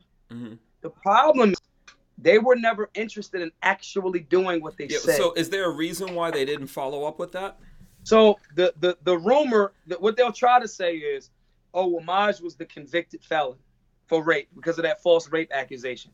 That myth has been debunked. Mm-hmm. That is false. I have 1 misdemeanor on my jacket for selling bootleg movies. Everybody in the internet knows that. Mm-hmm. But that's a convenient thing for them to say or act like, well, we had to make sure and we weren't sure because. Yeah. But what does that have to do? What does that have to do with anything? What does that have to do? It has nothing to do with it, which speaks to you guys, Ackerman McQueen is not really in the business right now of solving the problem. Well, right now there's infighting, and I pretty much think that the two of them together are going to burn it down around them because, they know a lot about each other, man. That's what we saw going on there at the show in terms of the drama that came out of it. And, of course, they were still continuing. Like, how can you... In the first place, I didn't like when they supported Trump in the first place for president when he was initially running. Then you have... Obviously, they opened the door to this bump stock bullshit and all that. Then they have Trump come back, and it's like to celebrate that he actually, in a roundabout way, ignoring the Constitution, put in some more gun control. And we're supposed to take the stupid UN thing. Fuck the UN. We don't have to listen to the UN ever. The UN doesn't even matter. Man, listen, we never ever had to listen to them. Right. And that's what I'm saying. That's why for us at Black Lives Matter, a critical component for us for 2019 was political education. Mm-hmm. Because, okay, we getting people by the boatloads getting on the Second Amendment in the hood. That's easy for me. I could do that in my sleep. Now it's like, okay, but now get them to understand that, we ain't going to get caught in the political theater. Talking about pulling out the UN, the European Union treaties, and that's great. That's dope. Awesome. Cool. That is not in alignment with strengthening American people's less restrictions. What he said was at the one in Atlanta when he first was in office was the 8-year assault on your Second Amendment rights have come to a crashing end. I was there in the front row. I was there. That is not what has happened over the last 3 years. Period. Now, it's been escalated. And if you're a loyalist, and if you talk about the Democrats, our Republican, mine too, our Republican president has done more damage to the Second Amendment than Obama in 3 years than Obama did in 8. That's the truth. Yep. Okay? On top of that, if that doesn't tell you about, not being so trapped in this cult of personality, I know the reason why people like me and are willing to go to bat for me, because everything that I said I was going to do, I did. Mm-hmm. I didn't get on a different platform and start saying, oh, well, but just maybe not machine guns. I never said that. No, man, let me tell you something. I'm honestly, I didn't know you were going to say this. This is just a path we went down here. I'm disappointed that the NRA really didn't come forward and help you out. They don't have an interest. Even if they forget me, take me out of the equation, right? Mm-hmm. Let's insert somebody else that has been doing the work, maybe not nationally. Mm-hmm. Let's look at Tony Simon doing Second Amendment for everyone over there in Jersey. Right. Behind enemy lines in Jersey, holding it down. The person that they just put on the board, Anthony Calandro in Jersey, gun for hire, gun shop, that's where Tony does a lot of his events. Okay, take that $30,000 that y'all said y'all was going to get to me and Black Guns Matter. Mm-hmm. Don't give it to me. Give it to Tony Simon for the Second Amendment for everyone. Yeah. Do that. Why? Forget me. Y'all are interested in looking like you're being inclusive. You know what the problem is? You're not actually interested in solving. You know what the problem is? I'm going to tell you this because we, and when I say me, I'm talking about the guys like me that make YouTube videos about guns and all that kind of stuff. We had our own run-ins. Obviously, we've been running in with YouTube and all that. They've been demonetizing, deplatforming people, doing all this kind of stuff. And I've been telling people for a long time that there's folks out there that were trying to help us. And as part of that help, they reached out to the NRA. Mm-hmm. What people don't know is that the NRA backstabbed us when they reached out to them. Yep. They acted like they wanted to be part of that, like they were going to help us. And then they went behind our backs and told the, YouTube, yeah, go ahead and keep doing that to those guys. Yeah. This kind of crap has been going on for a long time, and it's disgusting to me, man. Look, recently in the news, I don't know whether or not you saw this, but you know the rapper Bun B? Mm-hmm. Okay, him and his wife suffered a home invasion at their house. Okay. He had to pop the dude, saved his wife's life. Yeah. This guy pushed his way in through the door, put a gun to his wife's head. Who knows what was going to happen there? Ultimately, I think the guy got a hold of his car and was trying to get away from there when Bun B got the gun. You guys can look all this up. This is news. He's out there talking about it, and I was looking at him talking on one of the radio stations, I think in New York, and the dude was out there saying this is why the Second Amendment. We need someone. I know people out there may not like hip hop or whatever. I get it. I love it. When I came to America, I grew up in hip hop, right? So no matter how nerdy you guys think I am, I grew up in the middle of that. This is a pioneer in music and hip hop, which is uniquely American.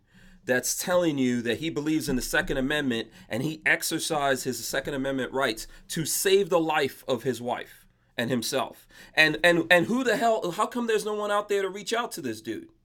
The reason being is because, so take that platform that you're talking about, right? So Bun B's obviously an OG. Charlemagne the God has said he wants to have the conversation about Black Guns Matter on the Breakfast Club. Mm-hmm. He hasn't. Okay, so Bun B's a hip hop artist. Cool, I get it. Mm-hmm. But Bun B isn't this is the perfect time to get behind and talk about this type of movement that we've been doing for the last 3 years nationally. Mm-hmm. In Houston, in Dallas, yeah, in all parts of Texas. Even bigger than that. Why isn't he on the front page or the landing page of the NRA's website? I don't know, man. This is a guy like I really encourage people to go back and look at that interview.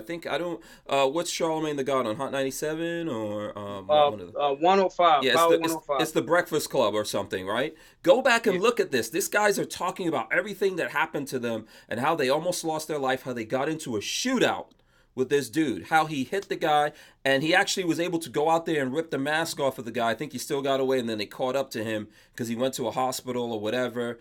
If you look at this whole conversation, this is a guy who exercised his Second Amendment rights in America. He had his lawyer there with him, and he was like, yeah, I'm not a criminal. His lawyer was mad because there were some reporters, not the cops. The cops that came were 100% on his side. But the reporters were like, hey, does he have a criminal record? Is he supposed to have a gun? This is perfect. This is what we talk about all the time. This is textbook. And there should be someone reaching out to this guy and saying, listen, we might not agree on a lot of shit, but we agree on the Second Amendment and we need your support. Otherwise, we're going to lose that. And lots of people, black people included, are going to wind up going to jail in America because they want to defend themselves. Now, here's the twist. One, that ain't gonna happen on our watch at Black Guns Matter because we're gonna keep doing the work. And what you're talking about is a cultural shift, right? Mm-hmm. Sometimes when cultural shifts happen, some people got to be first, right? The work that we're doing and going around the entire country, I'm not saying that we were the first to do it in certain sections, but us we're gonna bring the classes to you. We did that with a shoestring budget. We only got maybe $17,000 left to raise for the whole year of 2019. With that being the case, the contradiction is clear. You have these cases where there's literally a good guy with a gun. Bun B just did some superhero stuff. Mm-hmm. Nothing to be said from the NRA. Even black media, okay, I understand. It's great that Breakfast Club had him on there.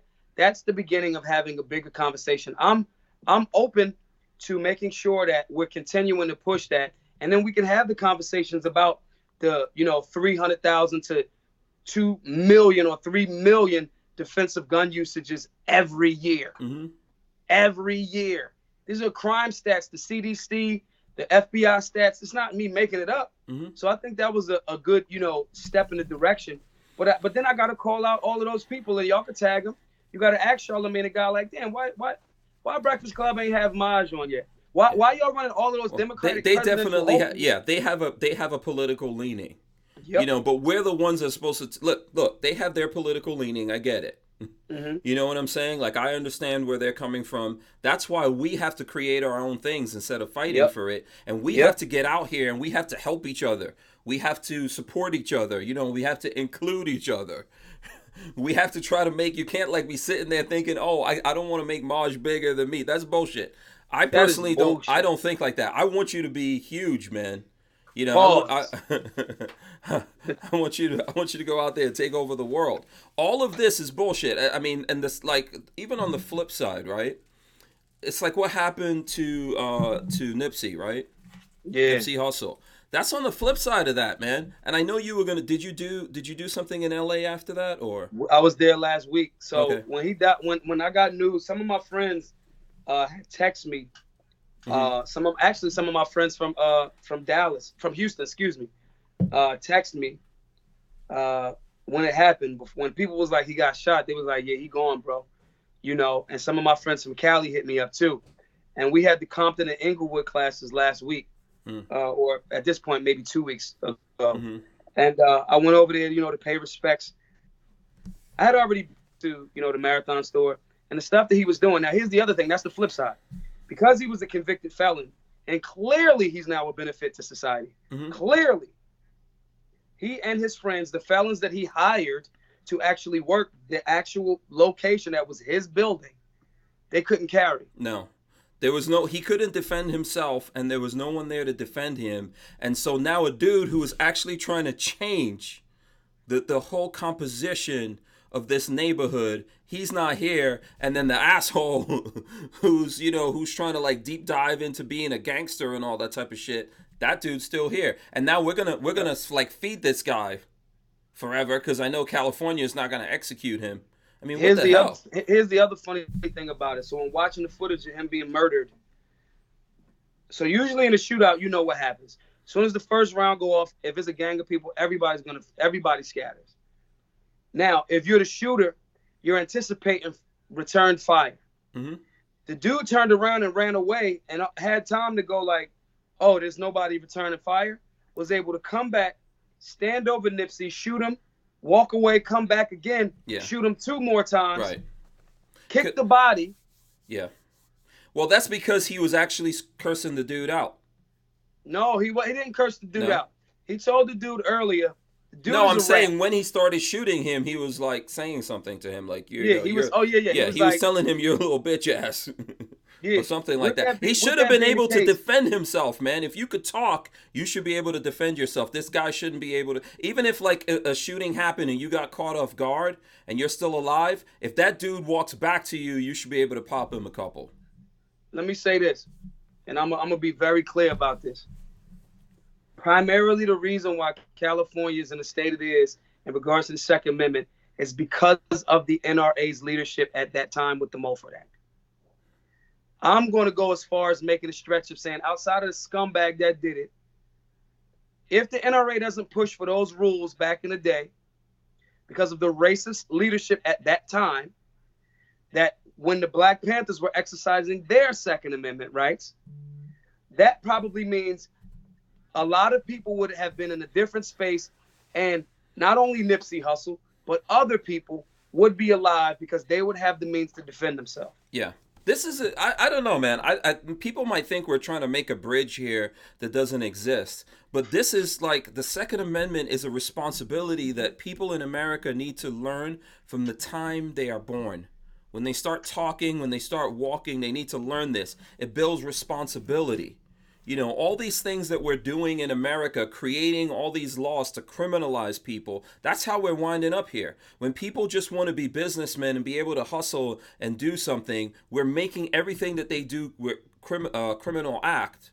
And I agree that there's some things that should be criminal, but we should have very few laws. It should be. It's way too many laws in the book. Yeah. It's really in my book. If the dictatorship of Maj. Like that movie Gladiator with Russell Crowe, where he wound up becoming like, all right, it was like, so wait, when you become the dictator, you're just going to give all of the power back to the Senate? And he like, yeah, because I don't really want it. I just want to go home, right? if under those regimes, if it was the dictatorship of Mars and I had to clean up things and then give the power back to the people, there would only be 3 laws. Laws against robbery, which is property. Mm-hmm. A law against rape, which is your body, which is your property. And against attacking your physical body. So like rape, assault, and like homicide. That's it. Mm-hmm. Don't mess up my house. Don't mess up my property. Don't mess up my body. That's it. When you add more and more laws to the equation, what a law is somebody at the end of that law with a gun that is willing to come kill you if you do not comply with that particular law. That's all laws are. Yeah. Laws are opinions with guns. Yeah. Yeah, Richard Hughes says 10 commandments only. Yeah, we don't need more than 10. Doesn't need to go higher than 10. There's already a rule against murder. I'm only going to murder a person that's trying to murder me. Mm-hmm. And then it's justified. Mm-hmm. You know what I'm saying? But other than that, it's like, and I just want more and more people, especially from urban, and it's happening. You know, what I push for city council, I'll push for conflict resolution and de-escalation. I'll push for political education. Those urban centers, I would be lying. Okay, you're breaking up a little bit here. Let me see. Okay, hold on. I'm assuming that that's not on my end. Uh-oh. Are you there? Are you? Yeah, I think you're breaking up a little. You there? Yeah. You're slowing down here a little bit. I don't know if it's me. I don't see it. It must be on your end. You got to check your internet stuff over there. Okay, you're back, right? Looks like you're back. I'm back. Yeah. Okay, cool. Okay. Yeah, you guys are still out there. Go ahead. Finish your thought. I see that more and more people, even over the last, let's say, year and a half, I see so many more people that are like, as I ride around in different cities, this happened to me last week because I've been trying to stay in Philly. I do not want to get on another plane as long as I can. I'm riding through the street and I'm listening to music as I do. And I pulled over to the light and the dude was at the corner. He was like, "Hey, you the gun guy?" Mm-hmm. And he's like, "Yo, man, I watched some of your videos and I went to go get my license to carry. I'm seeing," and this is the caveat to that. What he said was, "I got the license to carry, but I feel you. I do think we need to politically organize to get rid of that part too." Mm-hmm. You know what I'm saying? And there is a genuine mental exodus outside of the thought process that if you have a gun, you're the bad guy. And I'm honored to be a part of that and leading that charge, and especially in urban America, to do that. So it's definitely an awakening.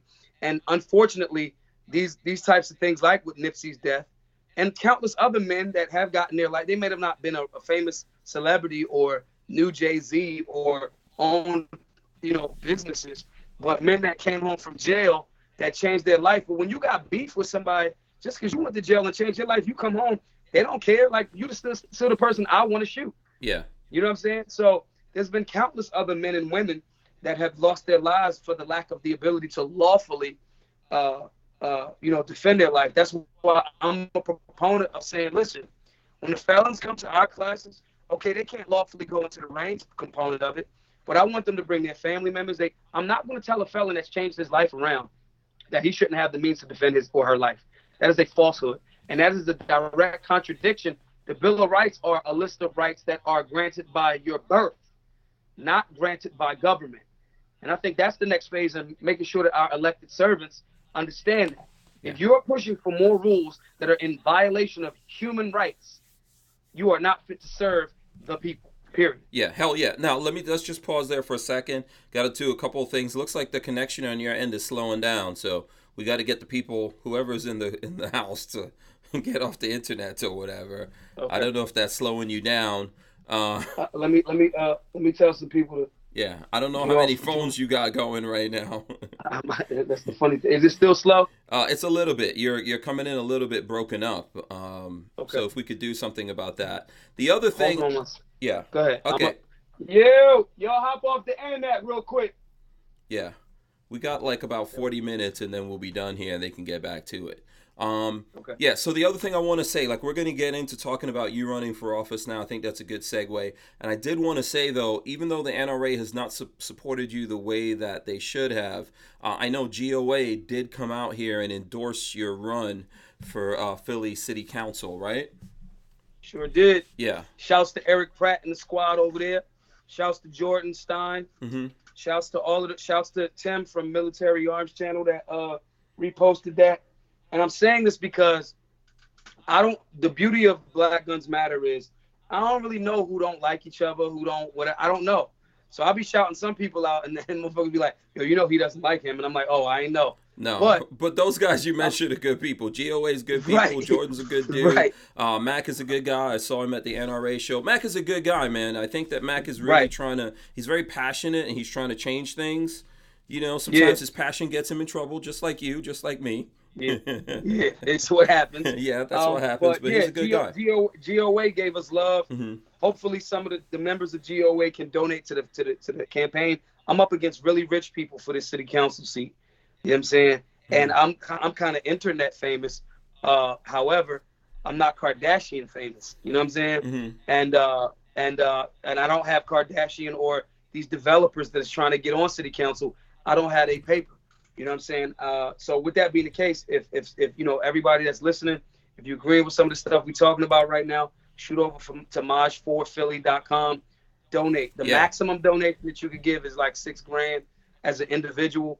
If you got a group of people that you want to put a PAC together, the biggest amount that a PAC can do is $23,000. And so that. But GOA got behind it. I'm throwing up. I put it in the chat. Also, it should be here on the screen that people can see it. www.maj4philly.com, and it's going to be in the description of this video.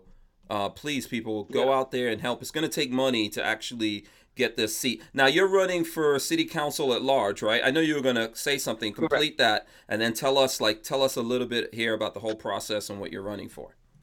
Yeah, so all of those guys, Brandon Combs, Firearms Policy Coalition, really what's starting to happen is what we're seeing in the gun community is decentralization. We're seeing it ain't just people looking at just the NRA, and that's fine. If you still support the NRA, great, do that. But find your local state organizations that you can support too. Like I said, GOA is doing that. Firearms Policy Coalition is behind our work. California Rifle and Pistol Association supported those classes in Compton and Inglewood. Phoenix Ammunition is our official ammo sponsor. So all of them rounds, them Freedom Seeds is Phoenix Ammo. You know what I'm saying? They're a company based out of Detroit, no less. Just people like that. Head Down Arms is who I have my rifle with. AZ Firearms, that great Danny and Cheryl Todd over there in Arizona. You know what I'm saying? I'm a member of the Arizona State Rifle and Pistol Association. Okay. Pennsylvania gun owners, all of these different, people. And I think it's very important that it's not just one organization. I think I'd rather have a bunch of solid state organizations in every state fighting as well, So they got into it and supported, and shouts to all of those organizations that I just named, which shows the unity, right? They going, look, Maj is going into places that we're not traditionally at. Let's support, the work that they're doing and give him some energy there, which is a dope thing. Mm-hmm. As far as the city council run, city council is, you could think of it like Senate for the city, right?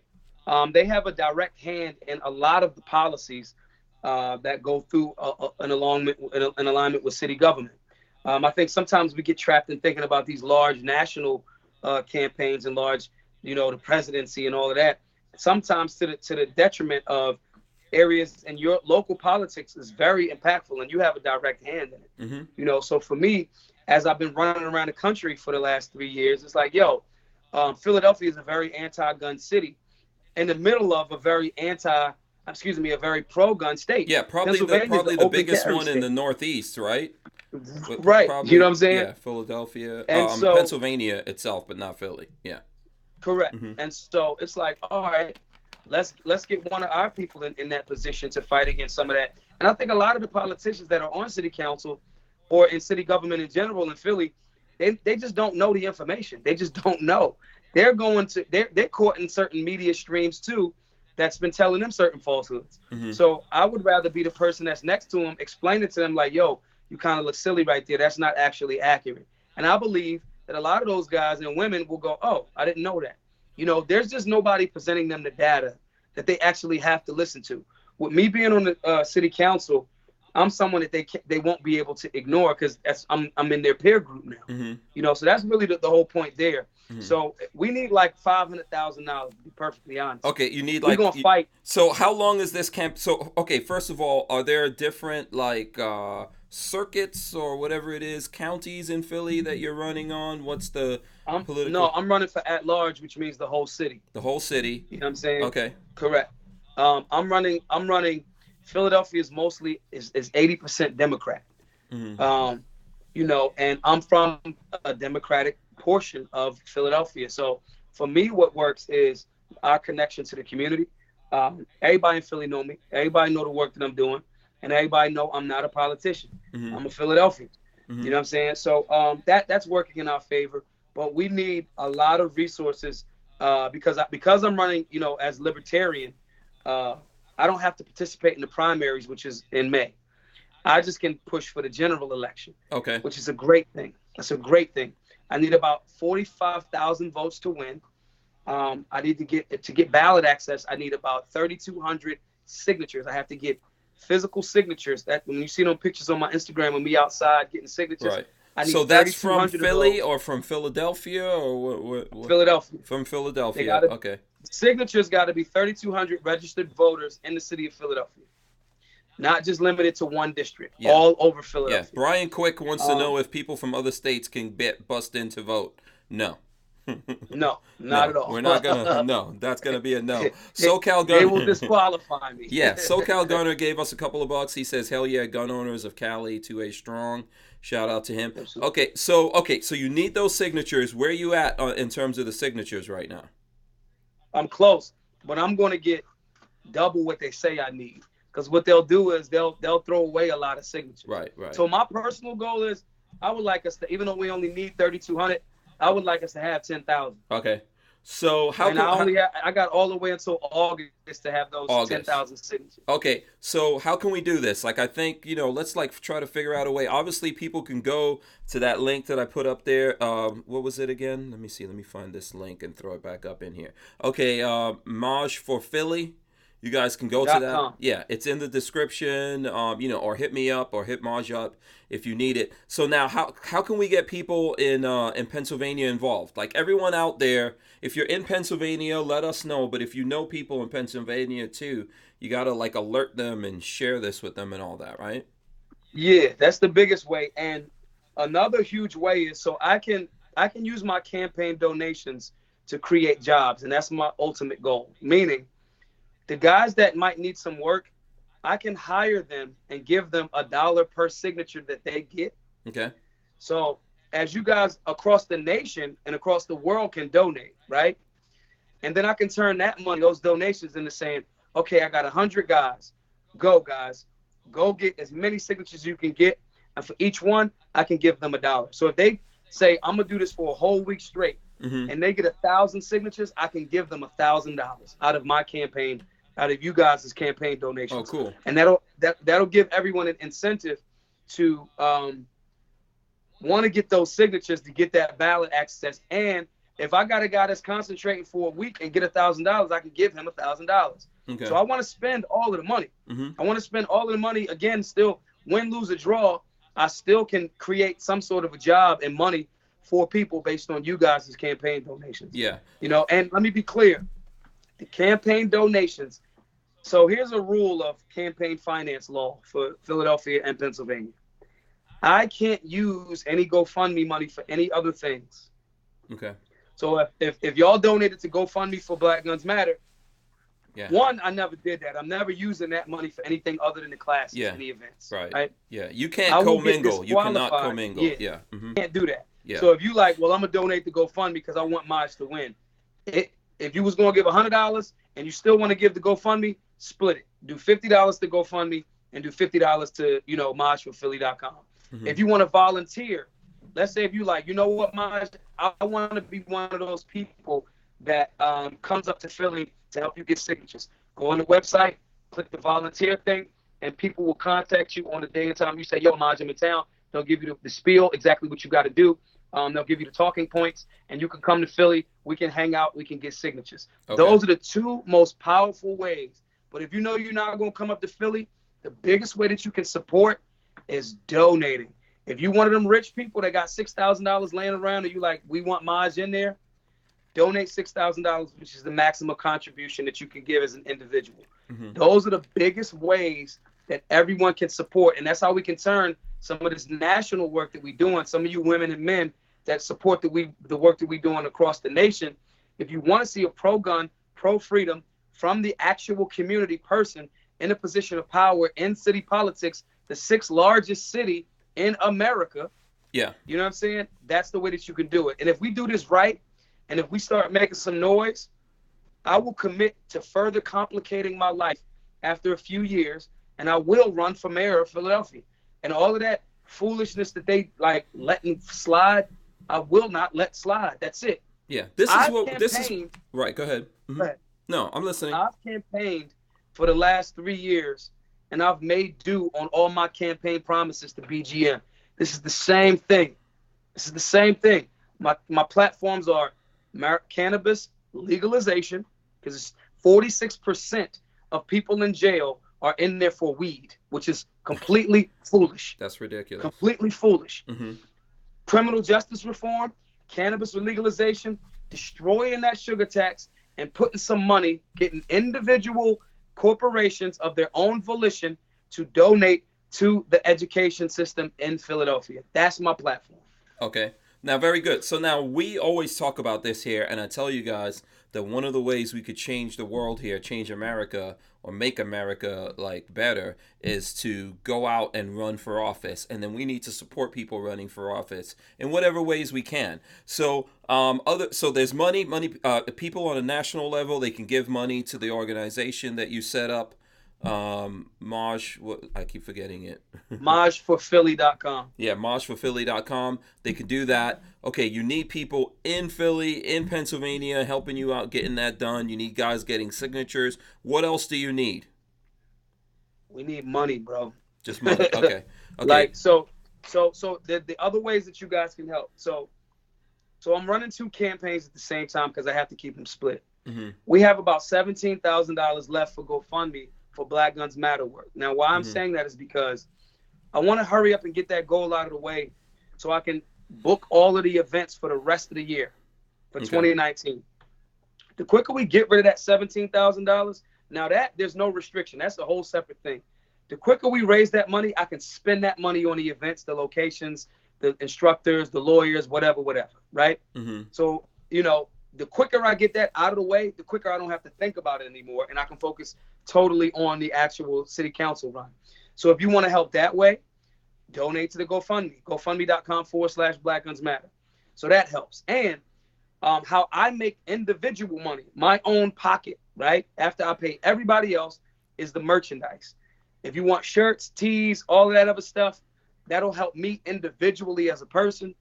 Buy a shirt, man. They like $20. You know what I'm saying? Mm-hmm. That's at blackgunsmatter.myshopify.com. So those are the 3 ways that everyone can support financially as well as volunteer and donate. GoFundMe.com/Black Guns Matter.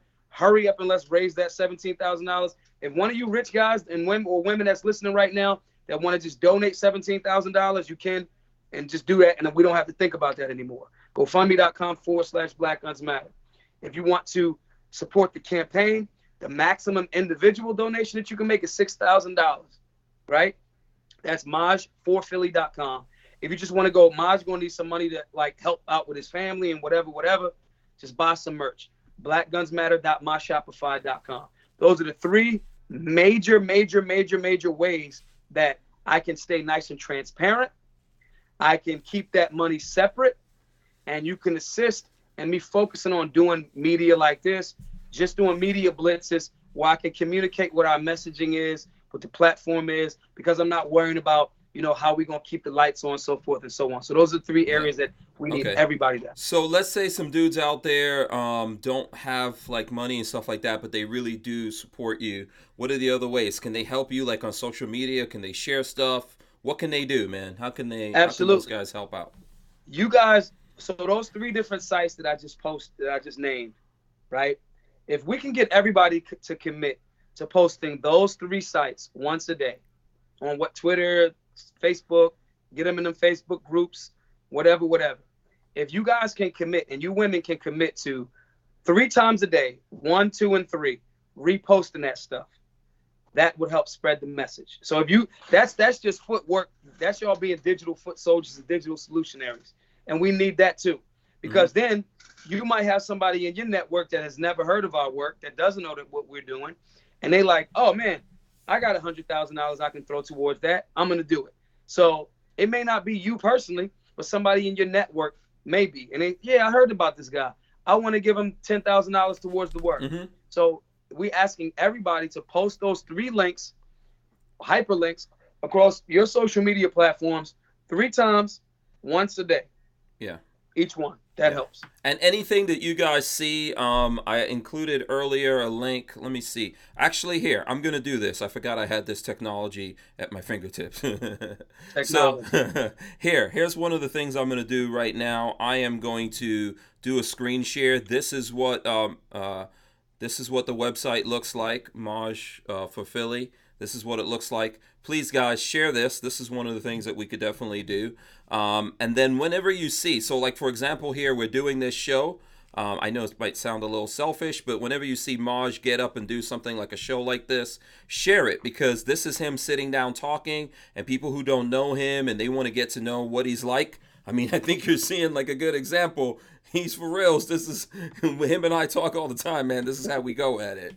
You know, this is I'm the exact same person on the internet that I am in like real life. Yeah. So share stuff like this. Here, I'll also throw this up, a screen capture. This is from Gun Owners of America that we talked about before. This is their endorsement. It says GOA backs 2A activist Maj Toure for Philadelphia City Council.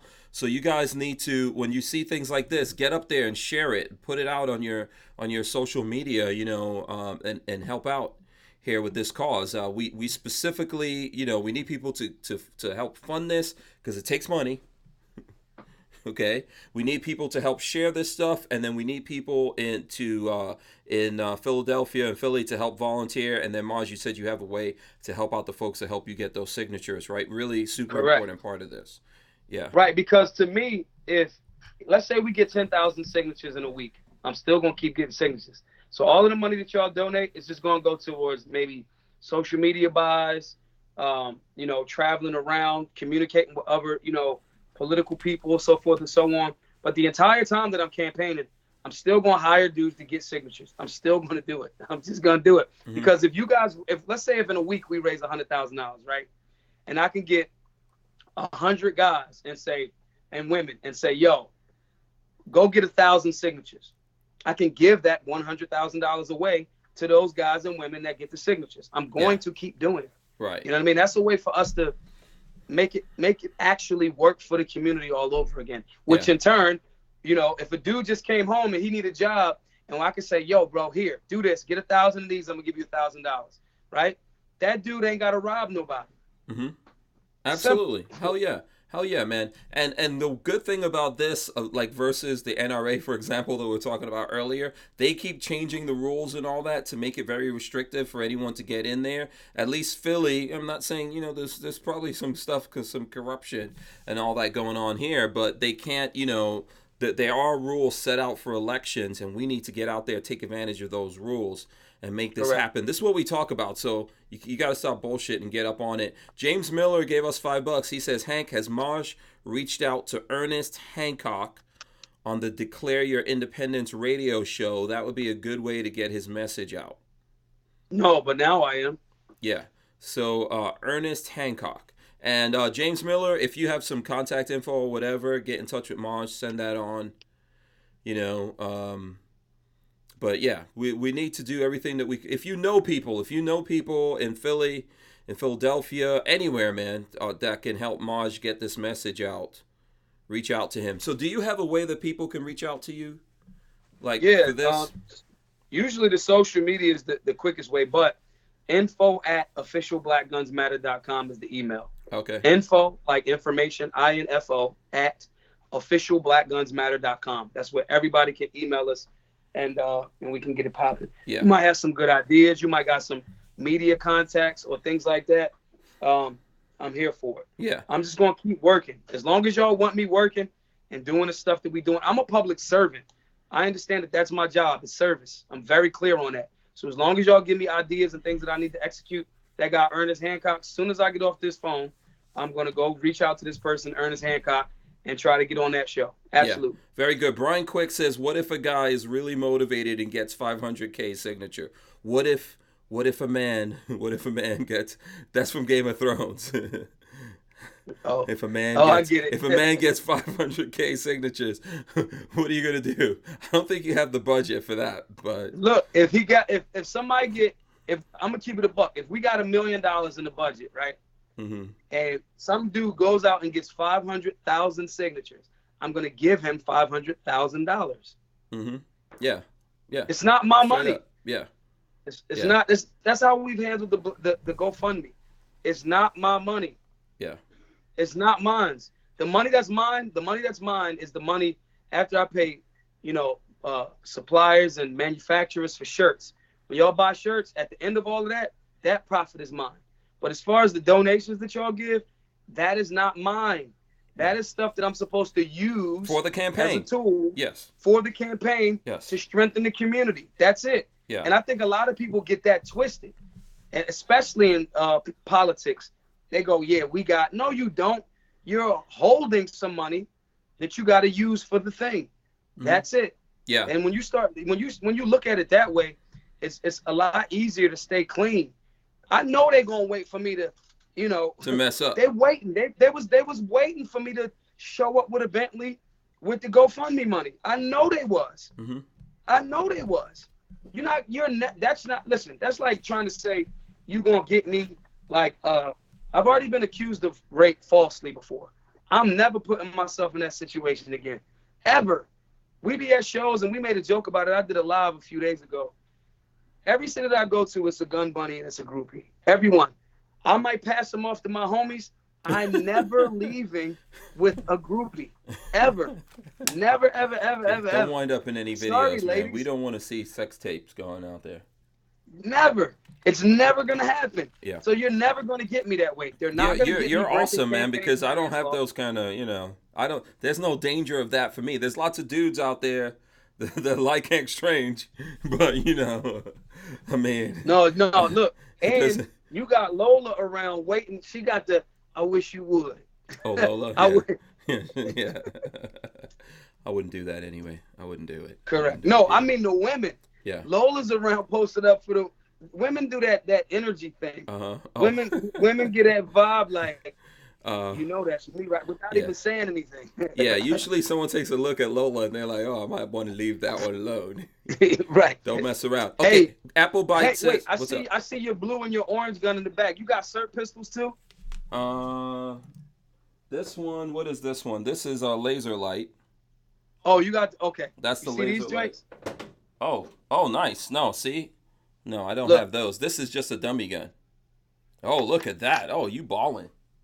Pete, look at these joints. I hate that I'm doing this. Can y'all see it? Look. Well, hold on. So see the red light? Yeah. Nice. You see the green light? Yeah. Oh. Nice. The sight alignment. Yeah, that's badass. That's badass. Shouts to NLT SIRT pistols. They hooked us up. So wait. So look at this. So we got this one is like the Glock 17, Glock 19 format, right? And we got the damn, my HK joint ain't over here, but subcompacts in the 380 too. Oh, that's badass, man. Yeah, these joints got the lasers. The other one that I just showed you, that one has the red and the green light. These ones just have two red ones.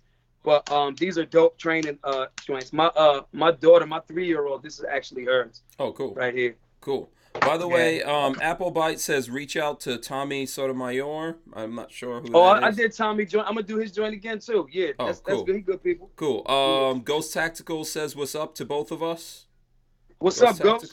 Ghost Tactical's out there. Let me see. K9 Coach says your Facebook is full. So you can still follow him. Two things. Go ahead. Y'all got to do two things. So my personal Facebook joint is full. Mm-hmm. Unfortunately, they got a 5,000 limit over there. But go follow official Black Guns Matter _ Maj Toure. That has no limit on it. Mm-hmm. And go follow the city council page. Mm-hmm. Maj, what is the joint there? I'll put the link up. So everybody go follow the official Black Guns Matter _ if Maj you search, Toure. if you search like Maj for Philly or something like that, I know it came up. And then you can get the city council page too. Yeah. Let's see here. Maj for Philly, Maj the number 4 Philly on Twitter too. MAJ the number 4 Philly is on is the Twitter page. Everybody go follow that too. And Armament and Axis says that Ernest Hancock is on Twitter. It's Twitter / Ernest Hancock. So you can reach out through that, or folks can reach out to Ernest Hancock and say, hey, Maj Toure wants to come on your show or something like that. Look, all of that helps. Yep. All of that helps. Every bit of it. Yeah, so get out there and do it. Richard Hughes says Strangerholics need to converge on Philly and get signatures. I'm with it. Yeah, that's cool. Let me get some more money in this campaign joint, and make sure. So even if you go to the site and don't donate, go sign up for the volunteer list, because as soon as we get that account super chunky, we're giving the money away. Yeah, we need to find out, like, if you're in Philly, if you're in Philadelphia or you're in Pennsylvania, please, like, figure out a way to hit up Maj and see what you could do. If you know people, if you have friends, family in Pennsylvania, Philly, I think also do the same thing, because it's going to take some groundwork to get this done, and we really need to get out there and do it. I'm going to ask everyone watching this I'm going to say right now, it's close to 100 people watching this live right now. So smash the thumbs ups. That helps us all. Okay, we want to get the videos up there. And Eli EDC says Maj moved back to Chicago again. Laugh out loud. Hank, what up, keep Eli? up the great work. Yo, so look, one city at a time. Just jumped. Eli jumped on the joint for me. He was over there to all of them classes we did in Chicago in last May. That was like a year ago. So we was over there just doing conflict resolution. And it's about to get hot over there. So we're going to go back to Chicago probably in June. I would love to go to Chicago. I'm going to try to do Chicago and then Hawaii, and I want to do Alaska. I want to do Alaska in the summertime, though. I'm not trying to be in Alaska in the wintertime at all. That's not the wave. Yeah, I would want no part of that. Archangel wants to know when I'm running for Gainesville Council. I'm not a resident of Gainesville. My studio's here, where we're broadcasting from, here. I am going to eventually do something like that and run for office. But I think right now, everyone needs to play their part. We need everyone doing things. And I think I'm in a good position right now, like with Maj and other folks out there doing this stuff. We need to get out there and help them build. We all can't go after the same goal. We need lots of people like running at this at the same time from different places. Some of us need to help promote those people. Some of us need to help fund them. Some of us need to be the groundwork for that. Some of us need to run for the offices, So we need to do it. So let's see what else we have going on here. Dan Hates You says, move to Dallas, turn that shit around. Listen, they try to turn Dallas into Austin around that joint. Yeah, there's dudes in Dallas. Colin's in Dallas. He can run for office. He might want to get out of the NRA. It would be the perfect time. And let me be clear about, because I said this in a live on my Instagram too. I want to be clear. Noir is still our brother. I think he's making some corny moves because he's contractually obligated. And I get that. I understand that. I think it's still corny, but I don't want people to think, because people hit me up like, yeah, he's stealing your swag, and he is. But I think Ackerman McQueen kind of coached him into doing that. At the same time, so it's not about him as one individual. I think a lot of times we focus on one person, and the big overall unseen hand goes unchecked. You know what I mean? So that's still our brother. I think he's making corny moves right now that I disagree with. You know, he said he was going to call me. He still hasn't. You know what I'm saying? He got my number. But at the same time, again, like we said about Trump, I'm going to attack the moves and the policy. We're not going to attack that man as a man. Yeah. You know what I'm saying? He's still done, even him, you know, emulating what I'm doing and going into different cities, you know, that still helps. Yeah, you're talking about the stuff that NRA TV is doing where he's showing homelessness in LA and stuff like that. Yeah. Look, it's a good thing, but and I do support Colin Noir for lots of different reasons. We've always been cool. There's things that I don't agree with the NRA. I think the NRA right now is like a, you know, it's a big weight around his neck, you know what I'm saying? And it's too bad. There's lots of us that would like to see him separate, and if he thinks that we won't support him, we will. If he's off on his own, we will still support him, because then he has more freedom. Freedom is really important, man, and you know, it's like we can't really overestimate the value of the freedom to be able to get out there and say what you want to say. Correct, because I say whatever the fuck I want to say. Yeah, very important, man. That's really important. Ashwin McAbey gave us a couple of bucks here. It says, I think Vada should run for city council. Jokes. Gotta be jokes. Sarcasm level 1000. Vada can run. He can run. What's his platform? You never know. He might win. He may win. You know, he may be able to take a good stab at it. Oh boy. What I did there. Yeah. Listen, I think that people need to get out there, man, and fight for things. You need to get out and fight for things, you know. And sometimes you have to, like this situation we're talking about, I know it's tough. He's his own man. He can make his own decisions. We could just speculate on all of that. But I know for me, I don't like being trapped in a situation where I can't say whatever I want to say. And, you know, it's a very uncomfortable thing for me. Now, there's a price for that. A lot of times, like just rolling around like this on your own independently is financially a tough thing to do. Yeah, man. I know about that. You know, I have those conversations with Lola pretty much every day now.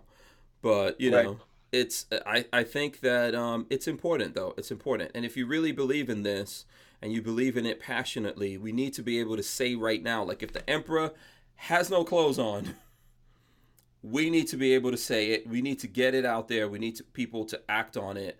And there's a lot of nonsense going on out there in the world, and we need to fight all of that, man, on lots of fronts. With all this stuff going on with Facebook and YouTube, I saw that YouTube also, like, Google reported on the stock market, and they lost a lot of money through YouTube because of all these stupid algorithm things that YouTube's been doing. They lost engagement.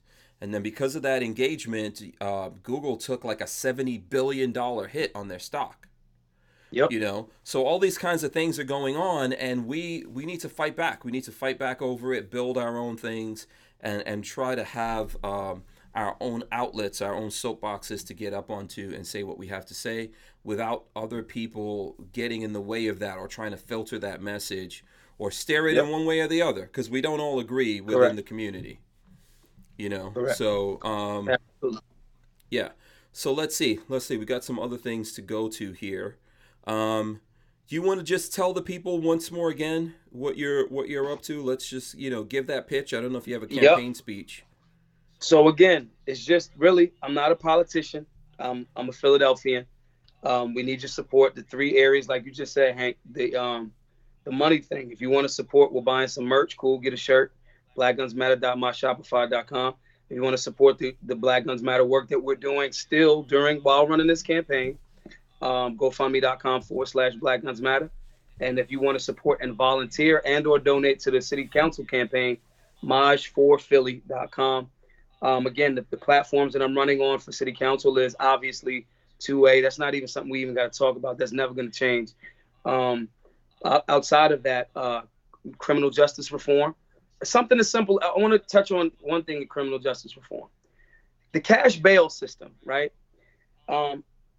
Bail is ransom. That's what bail is. You got to give us money to get out of jail, even though you haven't been proven of anything wrong.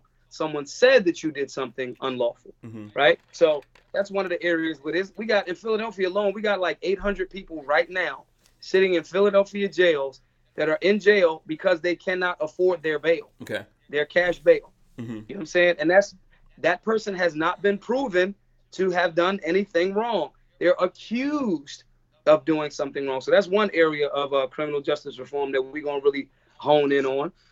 Again, legalization of marijuana. 46% of dudes in jail are for weed charges. A plant. Either they smoked it and got caught with it, or they sold it to somebody that wanted it, that had the money. Did Pennsylvania go recreational yet, or they didn't go recreational? Not yet. Okay. It's on the way. Okay. But I want to speed that process up and get some of them brothers out of jail. You know what I'm saying? Okay. And I want their records expunged, because you're not going to have GlaxoSmithKline coming through making trillions of dollars, and my friend still got the scarlet letter of a felony sitting on their jacket for nonviolent crimes. Look at the government. The government. I think they just convicted these a CEO of a big pharma corporation out there over fentanyl and all that kind of stuff, man. I don't know if you saw that. And I did. And the other scheme that they had was they started infusing some of that and getting hip hop artists to talk about that, to use it to benefit the stock. I lied to you not. I'm gonna post the article. I was reading it earlier today. I'm gonna post it in the city council page on Facebook.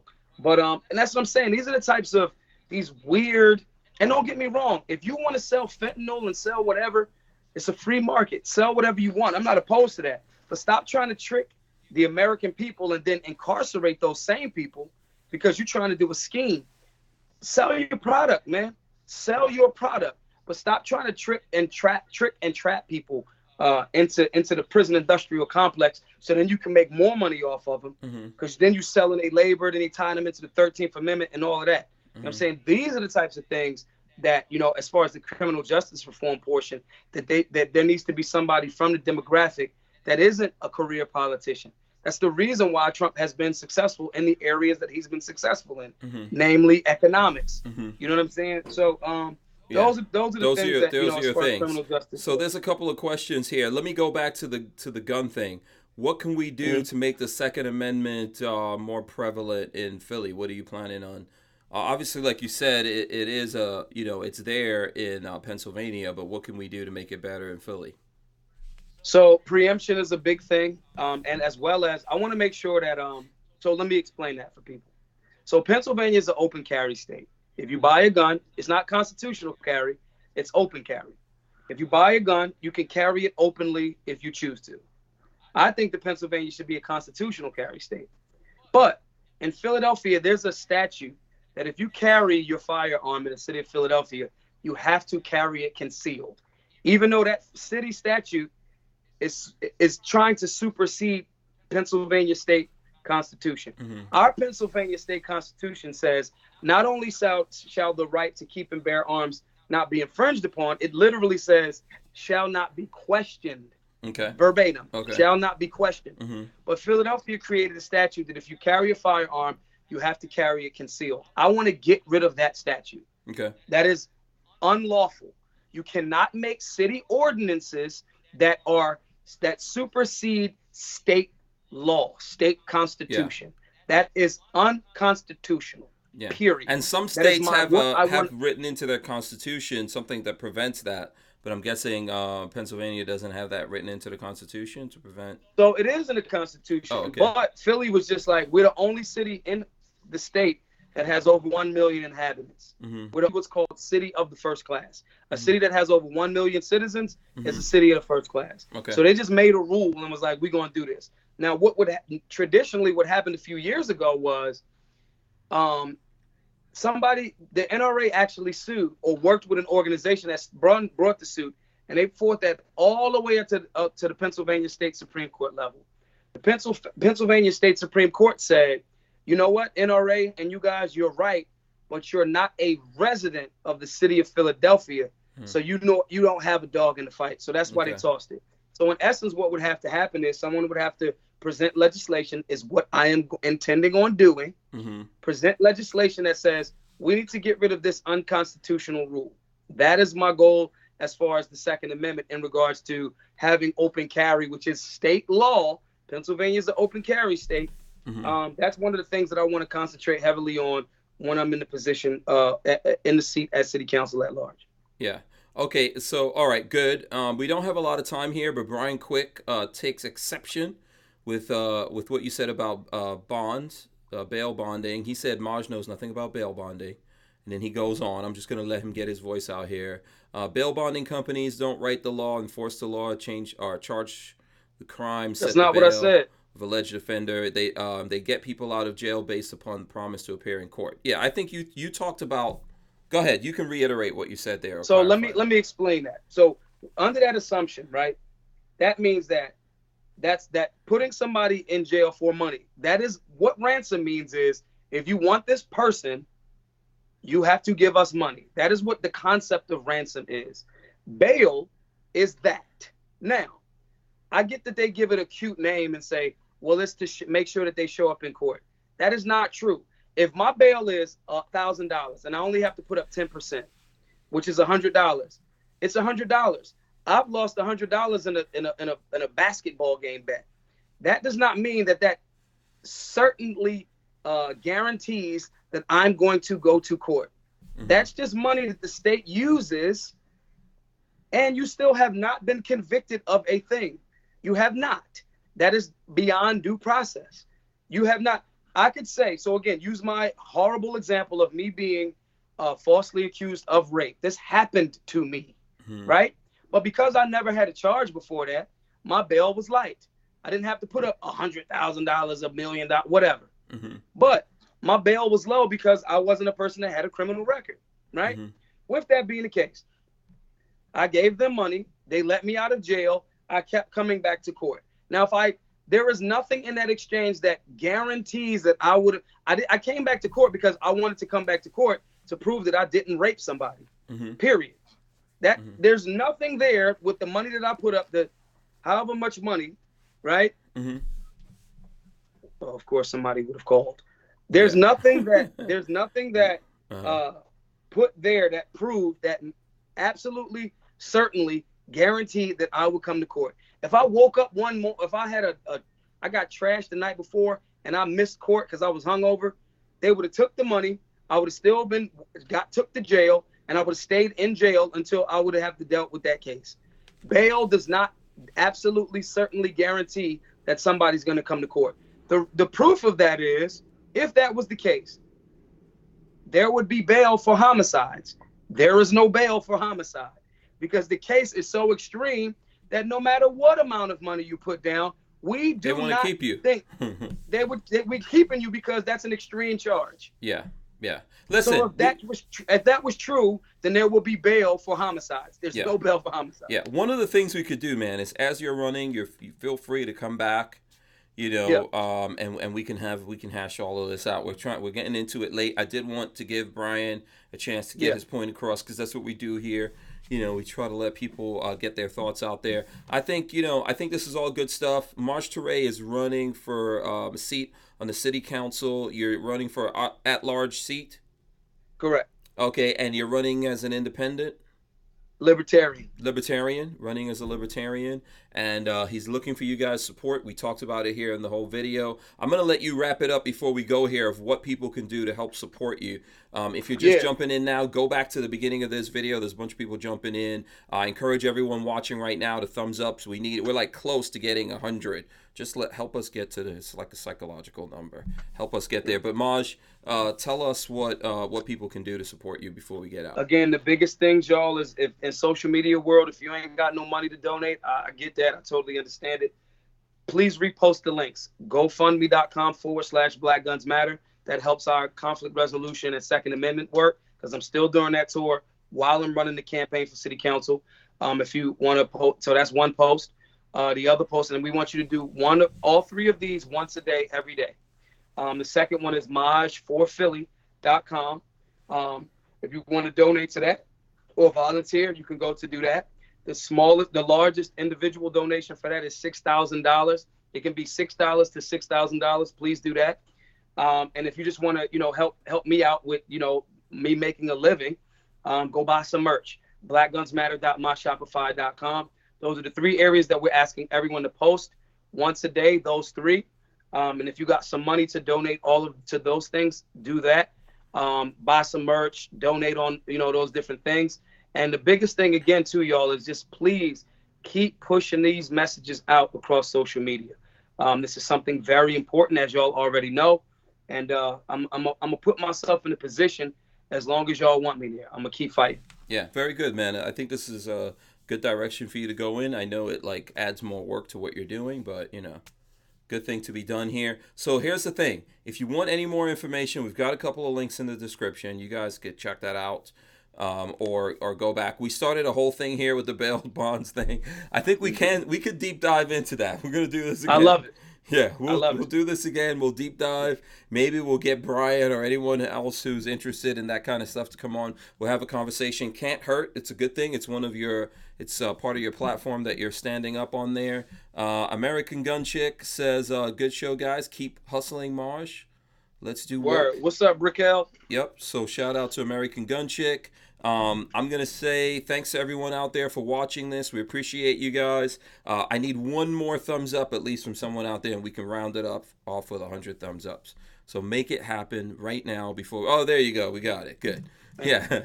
Make sure you check out Marj. If you see him on any other thing talking about this or anything else, give it a thumbs up, share it, all that kind of good stuff.